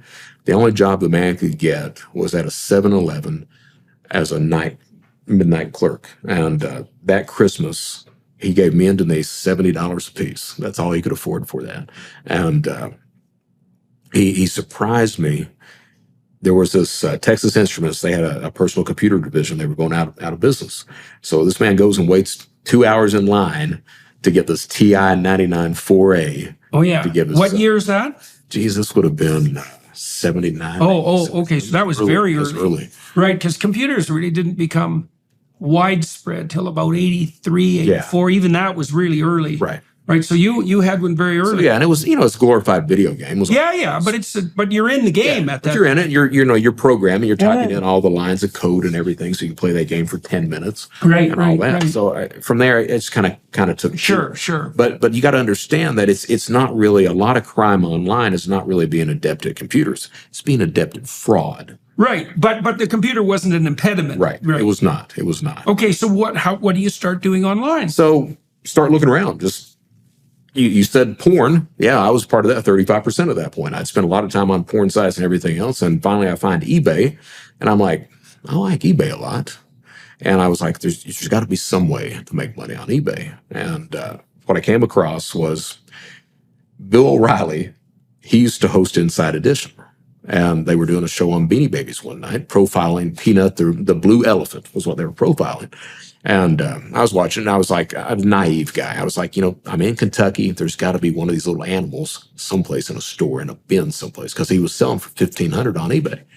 So go around, the next day I skip my classes, go around to all the little stores. Takes me about 3 hours to figure out, no, he's not in a store. He's on eBay for $1,500. Right. They'd already been well scavenged. Exactly. Mm-hmm. So I was always the guy that did research. I go home and I start researching. Okay, what do you have to send? If you don't send an item in the mail, can they arrest you for that? Is what I was like. Turns out they can.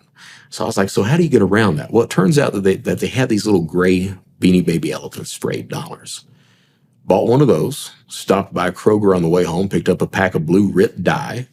Oh, yeah. Went home, dyed the guy. I was like, I can tell the lady, if nothing else, that damage in shipping, something like that, because they were exactly the same except for the color. So put a picture of a real one on eBay. She wins the bid. How much like the real one did they look? Not at all. Oh, looked like it had the mange when you got it out. So it's made out of polyester. Right, so it's hard to dye. Yeah, you can't dye it. Right, it'd be splotchy and everything. It's wet and everything else. And I was like, what'll happen is she'll get it in the mail. She'll see that it's been wet and everything. She'll think it was damaged in shipping. I can claim that if nothing else. All right. So dyed the thing, sent it out to her, get a call as soon as she gets it. But before I sent it out to her, I was like, hey, I want to make sure I get my money. Send her a message. This is a social engineering thing again, because I don't want to be on the defensive of this conversation. I want her on the defensive. I want her to have to establish trust with me, not me with her. Mm-hmm. So I sent her a message. Hey, congratulations, you win the bid. We've never done any business before. Don't know if I can trust you. What I need you to do is go down to the U.S. Postal Service, pick up a couple of money orders totaling $1,500. Send those to me. I'll send you your animal. She believed that. Sends me the money orders. The reason I wanted that is you can't cancel them. So I sends me money orders. I cash them out. Send her this thing in the mail. Get a phone call. Did not order this. My exact response, you ordered a blue elephant. I sent you a blue-ish elephant.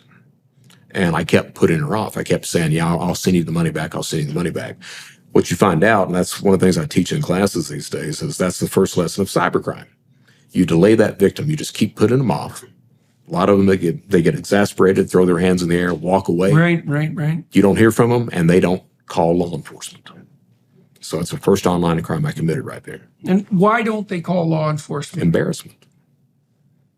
Okay. I mean, so think about it. Well, and it's trouble. It's also trouble to call the cops. It's not nothing. And I know the reasons today. So it's embarrassment of the victims. It's who do you complain to? Do you complain to the Kentucky State Police? Do you complain to the sheriff's office? Do you complain to the state where you bought it from? Legal ambiguity. So there's a lot of jurisdictional issues at the same time. And a lot of the time, the law enforcement, when you walk into a police station, they don't want to hear it.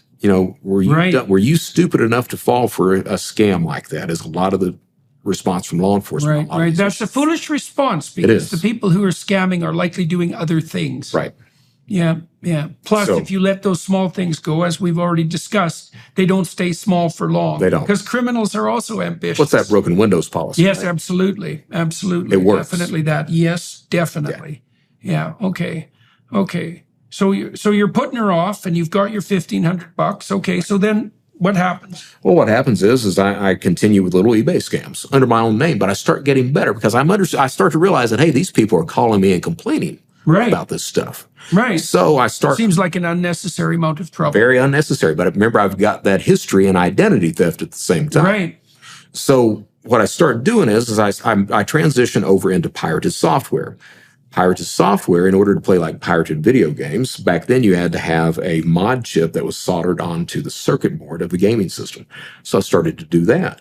That opened up the door. Okay, do what exactly? So you'd get this little circuit chip. Yeah. And you'd crack open the PlayStation 1 or the Sega Saturn or the Dreamcast, and you'd find out where on the circuit board you had to solder that chip, and you'd solder the chip on there, and that would allow you to play the pressed or the false game CDs that had the games on. Oh, yes. Okay. So that would do that. So that led into programming satellite DSS cards. So the RCA 18-inch satellite systems, you can pull the access card out of it, program it, turn on the channels. Started doing that. How do you learn to do these things? Read it online on forums. This is not complicated stuff at all. All right. So the soldering, I learned working at Lexmark. So that tool translated very well too. Yeah. The pirated software led into what got me on there was I was doing porn online, and some of the sites had banner ads or people discussing pirated software. So that led into getting the context for the pirated software, which then led into mod chips. The mod chip forums started to talk about RCA satellite systems. Right. So this is the beginnings of a criminal network. That's it. Emerging online, essentially. So, and then what happens is a Canadian judge, he actually rules in court. He was like, since RCA doesn't sell the systems up here, my citizens can pirate the signals. Oh, yeah. Yeah. Thank you, Canada. Yeah. So what happens is you go down to Best Buy, you buy the system for $100, take it out, throw the system away, take the access card, program it, ship it to Canada, $500 a pop. Oh, yeah. Oh, yeah. That's a good, that's Good a deal. good, yeah. So and started doing that's legal too, eh? That's legal. It's gray area. Yeah. Okay. All right. Right. So right. it's legal in Canada. Right. But it's not legal to do it in the United States and ship it to Canada. I see. Okay. I see. Okay. So started doing also, that. relatively low probability of getting caught because your Canadian people are not going to be unhappy. So started to do that. And at the same time is when PayPal comes into fruition. And back then, And how much money are you making with the chip $4,000 thing? a week. Oh, yeah. And So that's not in 2000. This was 96. Okay, so you're doing 96. pretty well. Doing pretty well at that point. Yeah. All right. Had so many orders, it became a problem trying to find enough access cards for the orders. That's sad. That's It's an very issue. sad. Yeah. So what I was like, hell, they're in Canada. Who are they going to complain to if I don't send them anything? So Oh, yeah. started doing that, stole even more money, got worried about how much was coming in, and wanted a fake driver's license. Now, I knew how to do identity theft. I didn't know how to make fake driver's licenses. So figured I'd get a fake ID, use that to open up a bank account, funnel the money through the account, cash out at the ATM. Didn't know where to get one. That university didn't know where to get one. So I got online, started looking around, found a guy, sent him $200 in my picture, and he rips me off. Oh, yeah. Yeah. And I got really angry at that. You should have thought that was funny, really. Today I do. Today it's all karma, but Yeah. back then I was just mad. Yeah. And well, that's a blow to your ego. it is. Definitely. But I still needed the ID. Yeah. So continued to search for this thing, and the only avenue you had back then to commit crime online was IRC, Internet Relay Chat, rolling chat board. Had no idea who you were talking to, if you could trust them, if they had something for sale, if they actually had it, or if they were just going to rip you off. So you couldn't use that network. The only real website at that point in time was called Counterfeit Library, and the only thing it dealt in was counterfeit degrees and certificates. But they had a forum section attached to it. So because that was the real only platform out there, I started going to that forum every single day and complaining about getting ripped off. That's all I do. I'm bitching about that. And About getting ripped off for the ID. yeah, because I'm looking for this ID. So I'm complaining about getting ripped off, and I still need this ID. I see. So what happens is, because that's really the only trustworthy platform that's out there at the point, you start having these other people coming into this forum as well. I ended up partnering with two other people, a guy from Moose Jaw, Saskatchewan, a guy from LA. The Moose Jaw guy. Moose Jaw, this There you international go. crime. Exactly, consortium, right? Moose Jaw. Yeah. So Moose Jaw, he actually made fake IDs. So he gets me out one day on ICQ, and he's like, hey, I can make you a fake driver's license. I was like, well, make it. He's like, no, I'm going to charge you $200. I'm like, yeah, like shit you are. Well, by this point in time, I'm friends with the people who actually own the website. We're shooting emails at each other and everything else. And I'm like, I tell you what, I'm going to send you $200. So that way, when you rip me off, I can have you banned from here, and I don't have to worry about you anymore. And he's like, bet. I was like, okay. So send him a picture, send him $200. 2 weeks later, I get a fake driver's license. Is it a good one? Well, I thought it was. Looking back, it wasn't. But at that point in time, it was good enough to go to a bank. Right, it was good enough. It was good enough to cash checks with. Yeah. And it was in a real name as well. So what happens is he went by the screen name of Beelzebub. Oh, God. Yeah. That bloody well figures. One of the things I've really noticed about the most vicious online trolls is the probability that they have an anonymous name with something satanic, Oh, yeah. Nazi, or communist in it is almost 100%. Always. Yeah, it's stunning. Always. It's supposed to be funny. It's not that funny, actually, but it's unbelievably prevalent. He did that, and he was a pot grower. That's what I actually did on the side. He grew marijuana. Yeah. But he sends me the ID. He wants to sell fake driver's licenses online. Yeah. The other guy that I partnered with was his name. He went by the screen name Mr. X, and he did a very competent Social Security card. So together you had an ID package. Right. I didn't have that skill at that point in time. So what he said was, he was like, "Hey, what you do is you become the reviewer. Any product or service, because you don't sell anything, you're not making anything, any product or service, you'll be that outside, unbiased. Interesting. You review everything, then that allows you to get the product in, see how it works, see how these things operate." So that's what I did. I started to review things. Well, you're reviewing specifically illegal things. Exactly. Right. Okay. So that was my initial Right, and position. you had presumably an anonymous handle for that as well. What was Gollum your Fun. name? What's that? Gollum Fun. Gollum. Yeah. Oh, yeah. Lord of the Rings. Yeah. Like you said. Yeah. So what happens is, amazing. Yeah. Why'd you pick that name? I'm a big Lord of the Rings fan. Yeah, but normally people don't pick Gollum as their hero. I'll tell you why I picked it. So on the satellite side, my initial name was Baggins. All right. And because there were some other Baggins users on the internet at that point in time, I added dad to it. So Baggins Dad. Yeah. So once I translated over to a real criminal platform, I was like, well, you can't use that because they're going to find that name and that is Brett Johnson. Right. So I was like, I still like Lord of the Rings, Gollum. Yeah. Then add a that's tag a on. sign that you've gone to the dark I know. side, That's a sign right there. Yeah. So I become the reviewer of Counterfeit Library. And it was a field of dreams for criminals because it was the first of its type. Now you had someplace where you had an actual reviewer that when you reviewed something, if I gave a positive review, I stood by that. Meaning, if you get ripped off, I will reimburse you for being ripped off. Oh, you're kidding. So you were an escrow agent for criminal transactions. I'll make sure. So if I'm reviewing somebody, I'm going to make sure that you get your product or service. Okay, well, that's quite the creative niche. Yeah. Yeah, really. Yeah, So yeah. Makes you wonder what you could have done if you would have been put in that power. A whole lot. Mm-hmm. I'm doing pretty well right now. Good. Well, but Mr. X and Beelzebub doesn't do really well with his driver's licenses. He drops out about 15, 16 months later. Mr. X gets arrested cashing things out in Las Vegas. So both of those disappear.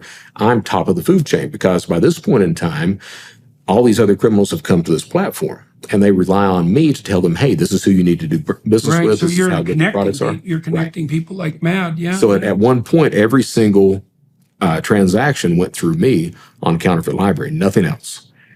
From there, Counterfeit Library transitions over to Shadow Crew. And Shadow Crew. And what sort of population size of people do you suppose were using that on a regular basis at that point? So Shadow Crew ended with 4,000 people. That's what it ended with. So, 1% of the criminals commit 65% of the crimes, right? So if there's 4,000 of them and there are people who are dedicated, right, you're dealing with a group of people who are responsible for a massive amount of criminal activity. We were prolific. If you look at, so Shadow Crew gets busted in 2004. You look at the cybercrime arrests that have happened up through today, and a majority of those people have connections to Shadow Crew. Right. Okay, so Albert Gonzalez, Roman Vega, all these other people, they're Shadow Crew operatives. Even the Canadian guy that ran Quadriga, the cryptocurrency exchange, both of those guys were Shadow Crew people. So that connections absolutely still exist today on that. So I'll give you an idea though. So that 4,000 sounds like a lot until you fast forward to 2017, Alphabay, which was a dark web marketplace and forum, 240,000 people. Right. Then, it grew like everything else on the net. Then 2019, just a marketplace gets shut down, 1.15 million. So these numbers continue to explode. Cybercrime today, if it were a country, would have the third largest economy on the planet. That's how things have expanded to that point. Now, does that include pornography distribution? It does not. Without pornography distribution? Without pornography. We're talking financial cybercrime, third largest economy on the planet. That's how big this is these days. Now, is that primarily operating in Western worlds, or how prolific is that criminal activity in non-Western worlds? Well, North Korea finances 1/3 of their nuclear program through cybercrime. Oh, that's a lovely little connection. That isn't it, though? So What about Iran? I don't know about Iran. I can't give that figure on that.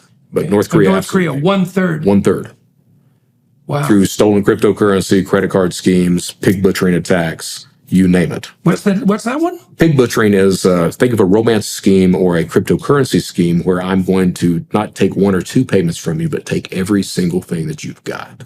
Yeah. And they call it pig butchering because you're basically butchering the pig. And you pull people in one little step at a time. Layer the trust. A Ponzi scheme thing where they get payouts to begin with, and you build up trust, and eventually you just take everything. But understand, in an online environment, trust is much easier to establish because people almost inherently trust that technology. We don't understand the cell phones. We don't understand security on websites, but we trust that stuff. We trust those phone numbers that come across the line. We don't understand that criminals use spoof phone calls. That's not the Social Security Administration or the FBI calling you. That's a scammer. You just don't see the right number. That lays trust. And then, remember I talked about social engineering. Then you see how good of a con man, liar, social engineer he is in layering the trust and manipulating you to give up cash, information, access, data.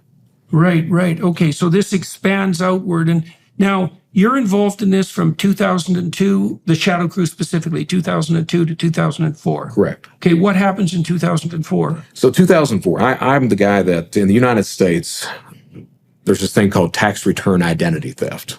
It's the reason that every single person gets their tax returns delayed every single year.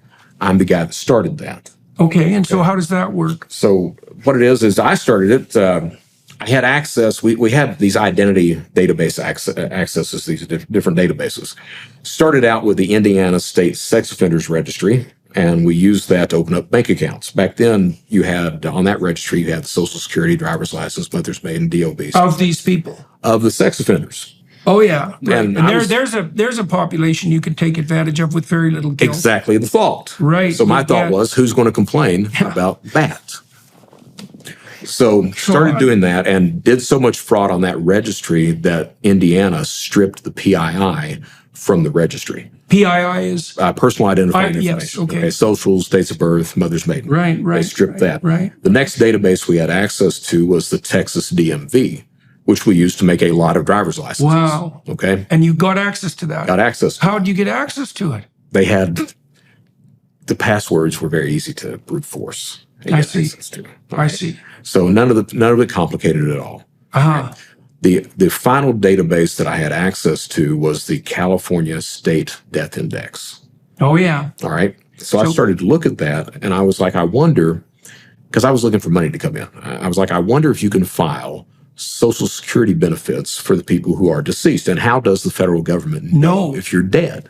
Right. Because in the United States, a state database does not share information with a federal database. So the state can know you're dead, but the feds may not. As a matter of fact, prior to 1998, if you died, the only way the federal government knew you were dead is if the family filed a Social Security death benefit, only paid like $200. So most family members did not because they're in grief at that point in time. They don't even know about it. Right. After 98, that law changes. Now the hospital or the funeral home can do that for you. Okay, and they do.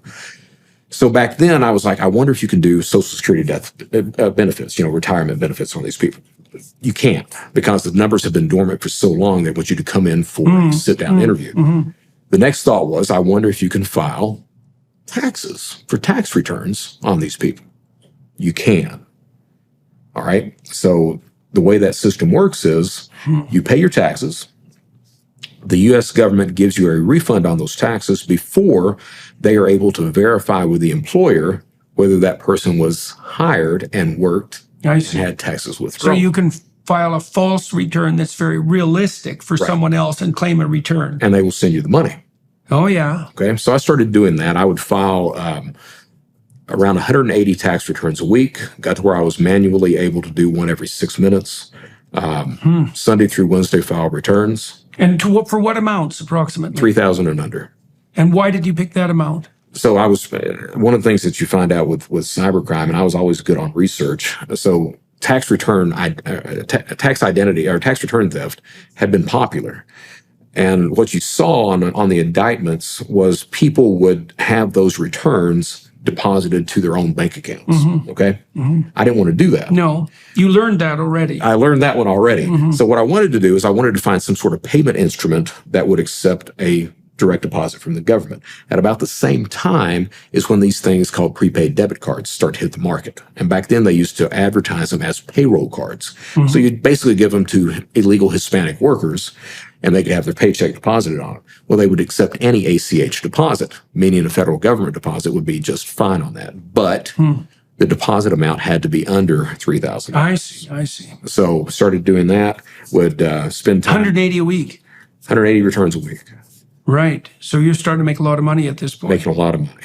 At the same time, Shadow Crew starts to get a lot of law enforcement attention. Were those things linked, or were they? They separate? were not. Nobody knew I was doing tax return theft at that point in time. I see. Right. I see. But what happens And is, so, how were you making money on Shadow Crew then? I wasn't. I never made. Oh, I see. Shadow Crew. I see. You were just making your connections Yeah. and learning. I ran the entire thing. Never made any money. Okay, so why did you do it? The ego. Okay, fair enough. I was Fair that enough. guy. Yeah. Well, like you said, their status is a major motivator. And I got Yeah. a lot of, so if anyone, like I partnered with the Ukrainians, I was the guy who brought them over. They would shoot me free products and services all the time. So as long as I was giving them good reviews and as long as their product worked, I was more than happy to do that. Right. So they made a lot of money too. So it was just, never made cash, but I made products and services. Okay. on the side. Okay. Shadow Crew, we had this thing called the CVV1 hack, which allowed you to take phished information, like we were getting the card number and the PIN. We found out through testing that the banks had not implemented what was called the hash. So in order to encode it onto a physical card, you've got 3 data tracks on the card. The second data track is what's important at an ATM. That's the card number / and then there's a 16-digit algorithm outside of that. None of the banks had implemented the hash for that. Meaning, you've got the card number, you've got the PIN, you put any 16 digits out, it would encode, you take it to an ATM, start pulling money out. We started doing that, and typically a cashier would make $40,000 a day at that point. All right? Yeah. And 60% of that went over to the Ukrainians that was supplying the information. So they were making a lot of money all of a sudden. That got a lot of law enforcement attention. So we started to see IPs coming in from DOD, Pentagon, DOJ, all these other things at the same time. Right now, you're funding a criminal network in the Ukraine Yes, I as am. well. And I'm Right, so starting. that's not turning out so well. And I'm starting to wonder about RICO all of a sudden. Yeah. Right. All right. Yeah. So at the same time, we had a gentleman who went by the screen name of Enhance. He was the guy that posted Paris Hilton's phone list back in the early 2000s. All right. He's also the guy that intercepted text messages of the United States Secret Service investigating Shadow Crew. So we have that. I'm at the top of the food chain. I'm getting worried about what's going to happen. I'm like, What are you doing with all your money at this point? I don't know how to launder money yet. So I'll go on a road trip, put $150,000 in a backpack. That's what will fit in 20s in a backpack. Put $150K in a backpack. I've got a spare bedroom in Charleston, South Carolina. Come home, take the backpack, chuck it in the bedroom. $150K a week on that. All right, 10 months out of the year. So a lot of money coming in. And is that where it's sitting? It's sitting until literally one day I open up the bedroom door and I'm like, shit, I've got to do something with those backpacks. So at that point is when I start learning how to launder money. I had bank accounts in the United States, Canada, Mexico, Caymans, throughout Europe, and it finally ended up into Estonia, a bank called Bank Latico, is where most of the money ended up. All right. And how much money are we talking about at this point? How much do you manage to make? About 7 million total is what that was. All right. Shadow Crew. Right, but see, when I asked you what you were doing with the money, I didn't exactly mean you're putting it in backpacks and throwing it in a room. I mean, you're making all this money. Right. Like, what good is it doing to you? None. None. None. I'm one of those. What you find out with most cyber criminals is that most of them will commit a crime, get the proceeds of the crime, live off that until it starts to dwindle down, then bankroll the next crime. I'm one of those guys that I didn't work that way. I kept doing it and saving the money as a big pile. I liked looking at a big pile of money. So, And did you ever have any idea what you might do with that pile of money? yeah, I was going to open up a nightclub. Okay. Yeah. Okay. Yeah, that was Well, you could open up a pretty good nightclub for pretty good $7 million. Pretty good one. And so Why laundered, didn't you just do that instead? Because you could have had nightclub then. looking back, it's the ego thing. Yeah. Okay. It's Fine. the- You're in it already. Yeah. I mean, Yeah. You're not going to give that up. No. I mean, it's hard to express how big of a draw that is Yeah. when you've got everyone that's relying on you. So my days, I would spend 14, 16 hours a day at a computer. I only took time off from the computer to go get money out of ATMs. Right. So you're working your tail off. Yeah. So that's what happened at that point. Yeah. And it's You're not really even hard. Are you drinking at this point? No, I So don't you're start not drinking using until drugs. Susan leaves. What about women? No. I see. So you're just piling up backpacks of money. Now, I have to tell you, once Susan leaves, I make up for the alcohol and the women at that point. Uh-huh. All right. Right. And you've got the cash to And bankroll I've got that the cash now. to bankroll it. So I would, when I was working for Secret Service, I would typically spend $4,000-$6,000 a night at a strip club. Just go in and I'd give the bartender a wad of 20s and say however many kamikazes that will buy. And they would put this table together and they'd put all these kamikazes on that. And I called that my stripper magnet.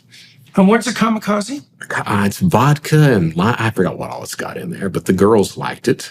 And I would drink these White Russians, is what I would drink all the time. Right. And so once Susan left, that's where you were going at night, the strip clubs. Once Susan leaves, I get depressed. Find out she's cheating on me.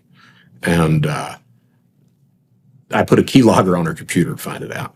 So found out she was cheating on me, found some pictures and everything else. And she was asleep in the bedroom in Charleston. I walk in there and it's like 10 o'clock in the morning. I walked in there, I opened up the closet, got a suitcase out, started putting her clothes in it. And she wakes up, she's like, "What are you doing?" I was like, she's like, "Where are you going?" I'm like, "I'm not going anywhere, you are." And so you've been married how long at this point? 9 years. And that's your first wife? Yeah. Right. Okay. And this affair she's having, she's found someone else that she wants to be with this guy? What's the scoop with that? So, you know? yeah, looking back, what I think actually happened was, I think that's the only way she figured she could break off the relationship. Right. Because right. that's always my line in the sand right there. Right. Well, and you said you'd already rendered her, or she'd already been rendered dependent as well. So she needed an out. Yeah. Right. And did she know how extensive your online criminal activity? Oh, yeah. Yeah, she knew. was well aware of it. Okay, so she's Yeah. okay. Yeah, Did she have any family or anyone connections at that point still? she did, and what happens is I was a pure asshole. I was planning on taking her back to Kentucky that day, but it was a week of me and her crying at the house, and ending the relationship. This is after you packed. After Yeah, it was okay. a week doing that, and I mean it's obvious that the relationship's over, and so I take her back to her mom's in Eastern Kentucky, and that's the last time I see her right there. From there, I go back to Charleston. I'm walking around the house crying all the time. Realized I was getting suicidal. Figured I'd better do something about that. Picked up the phone book, went to psychology, went to criminal psychology, found one that said criminal psychology on there, called the psychologist crying. She tells me to come in, and I see her for about 4 months. And she was trying, I tell it in speeches, but she was trying to get me to stop breaking the law and go into real estate. And I kept telling her, is there a difference between the two? And what happens is one night I get lonely and horny. Had never been to a strip club before. I was like, tonight's the night I can get laid because I've got all this money too. Walk in, and I'm the guy that falls in love with the first one that he sees.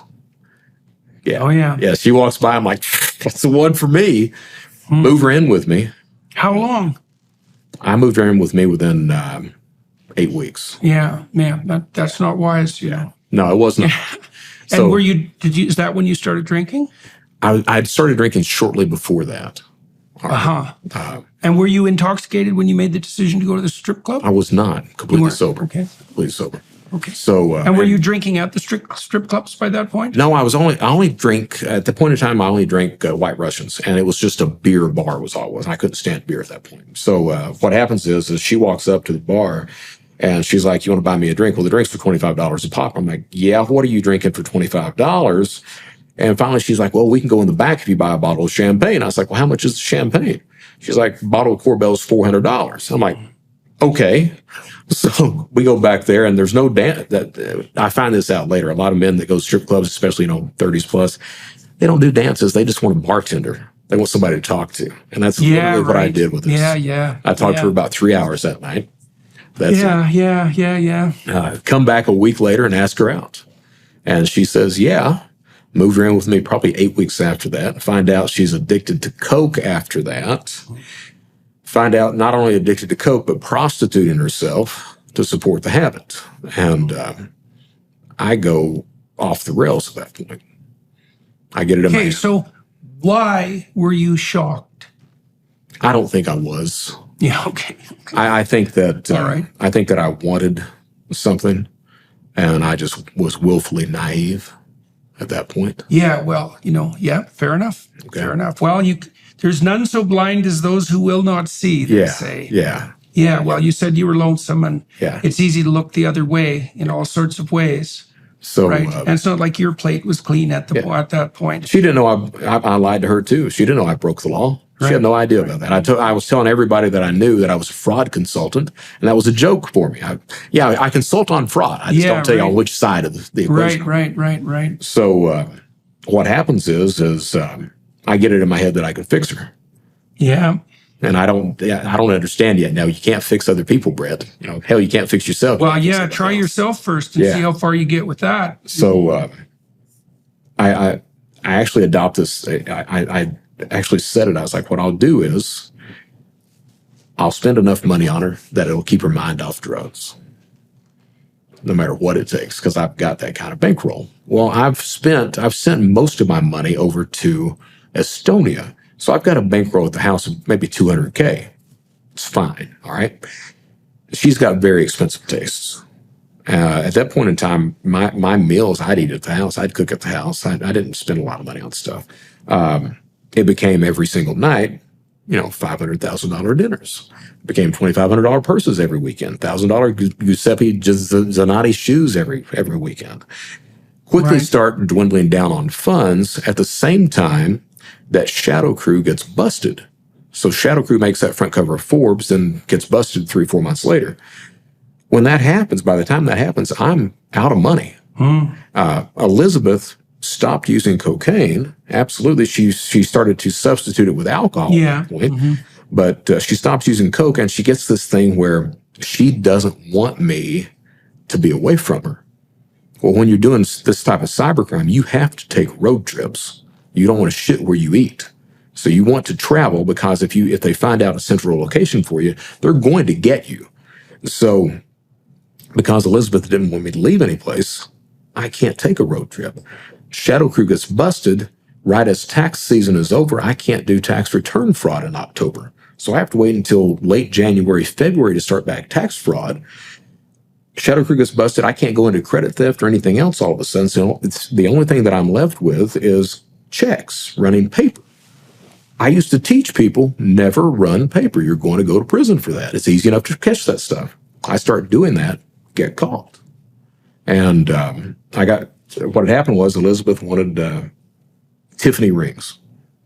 So Tiffany engagement ring, that was a counterfeit cashier's check. And then she wanted the wedding bands, and that's where I got caught. I had them ordered through eBay. And for this is the plot of a very bad novel. Oh, it was a very bad one that we're trying to work on. Yeah. Okay, so you get nailed. You get nailed at that point. Yeah. You've broken your own rules there too. I have. Why?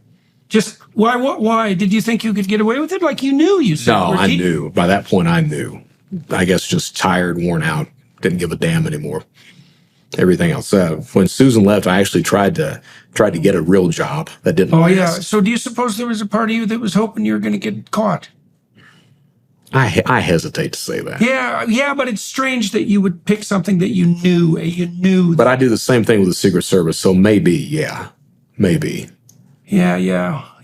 you said you were pretty sick of yourself after your wife left. Yeah. Yeah, and then the whole thing with the stripper couldn't help that much. Right. Yeah. So, did you love her? It's that addiction thing, right? Yeah, I loved her. Yeah. I loved the shit out of her. Yeah. And I did this other show, and up until that, I had always joked about it. Yeah. That first stripper that I see. And I was talking to this guy, and he asked me, and I was like, I looked at him, I was like, well, screw it, man, why not? And I told him, I was like, yeah, I absolutely love her. And she contacted me after that. Oh, yeah. The first time I've got to talk to her since 2006. Yeah. And just sent me a message, and I told her, I was like, I'd like the opportunity to apologize to you. That's it. I'm sorry I did everything to you. So, but she's doing good and everything, from what I could tell. I manipulated her too. So I got Secret Service. They arrest me. Spend three months in a county jail. They get me out. And the night they get me out, I go back into committing crime again. Why did they get you out? To work with them. I see. I see. So you were making an arrangement at this time. I was to work with them chain. in what way? So they get me. I'm arrested February 8th of 2005, 3 weeks before I'm supposed to marry this Elizabeth, and I was head over heels with her. I get arrested. She doesn't know I'm breaking the law. She finds out pretty quickly once they search the house and throw me in a county jail. They let me sit there a week. 2 agents fly in from New Jersey, pull me out. We got your laptop. I'm like, yeah. Got anything on it? Yeah, you're going to be charged for it. I figured that. Then they asked me, is there anything you can do for us? And my exact words, you let me get back with Elizabeth, I'll do whatever you want me to do. And they said, we're going to get you out. So they let me sit there for 3 months to get a taste of it. Get out after 3 months. First phone call I make is Elizabeth. I'm out. She's like, I'll be there. So it's midnight, standing outside in the parking lot, agent beside of me.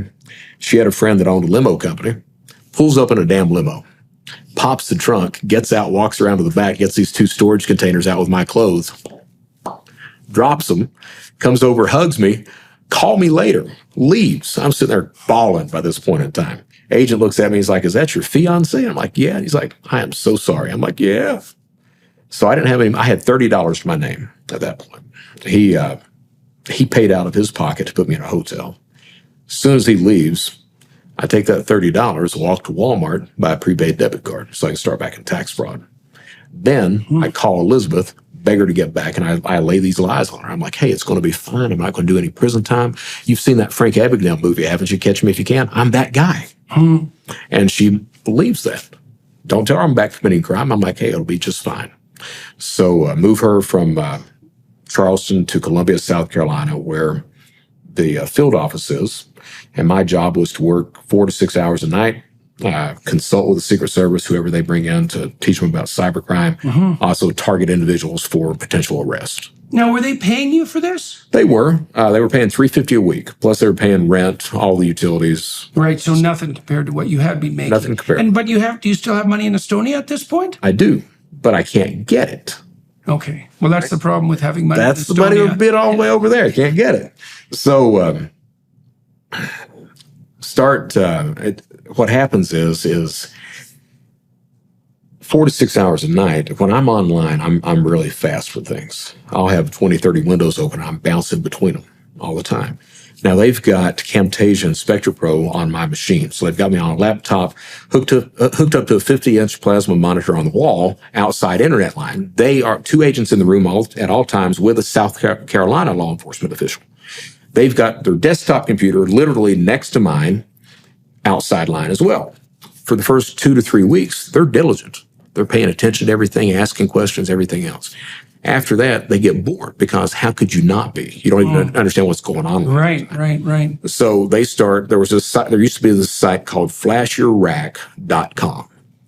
They start looking at women who are exposing their breasts and rank them on a scale of 1 to 10. And they spend most of their nights doing that. So I'm sitting there going, nobody's paying attention to me. All the data every night's going on a DVD. Why not? So I start breaking the law,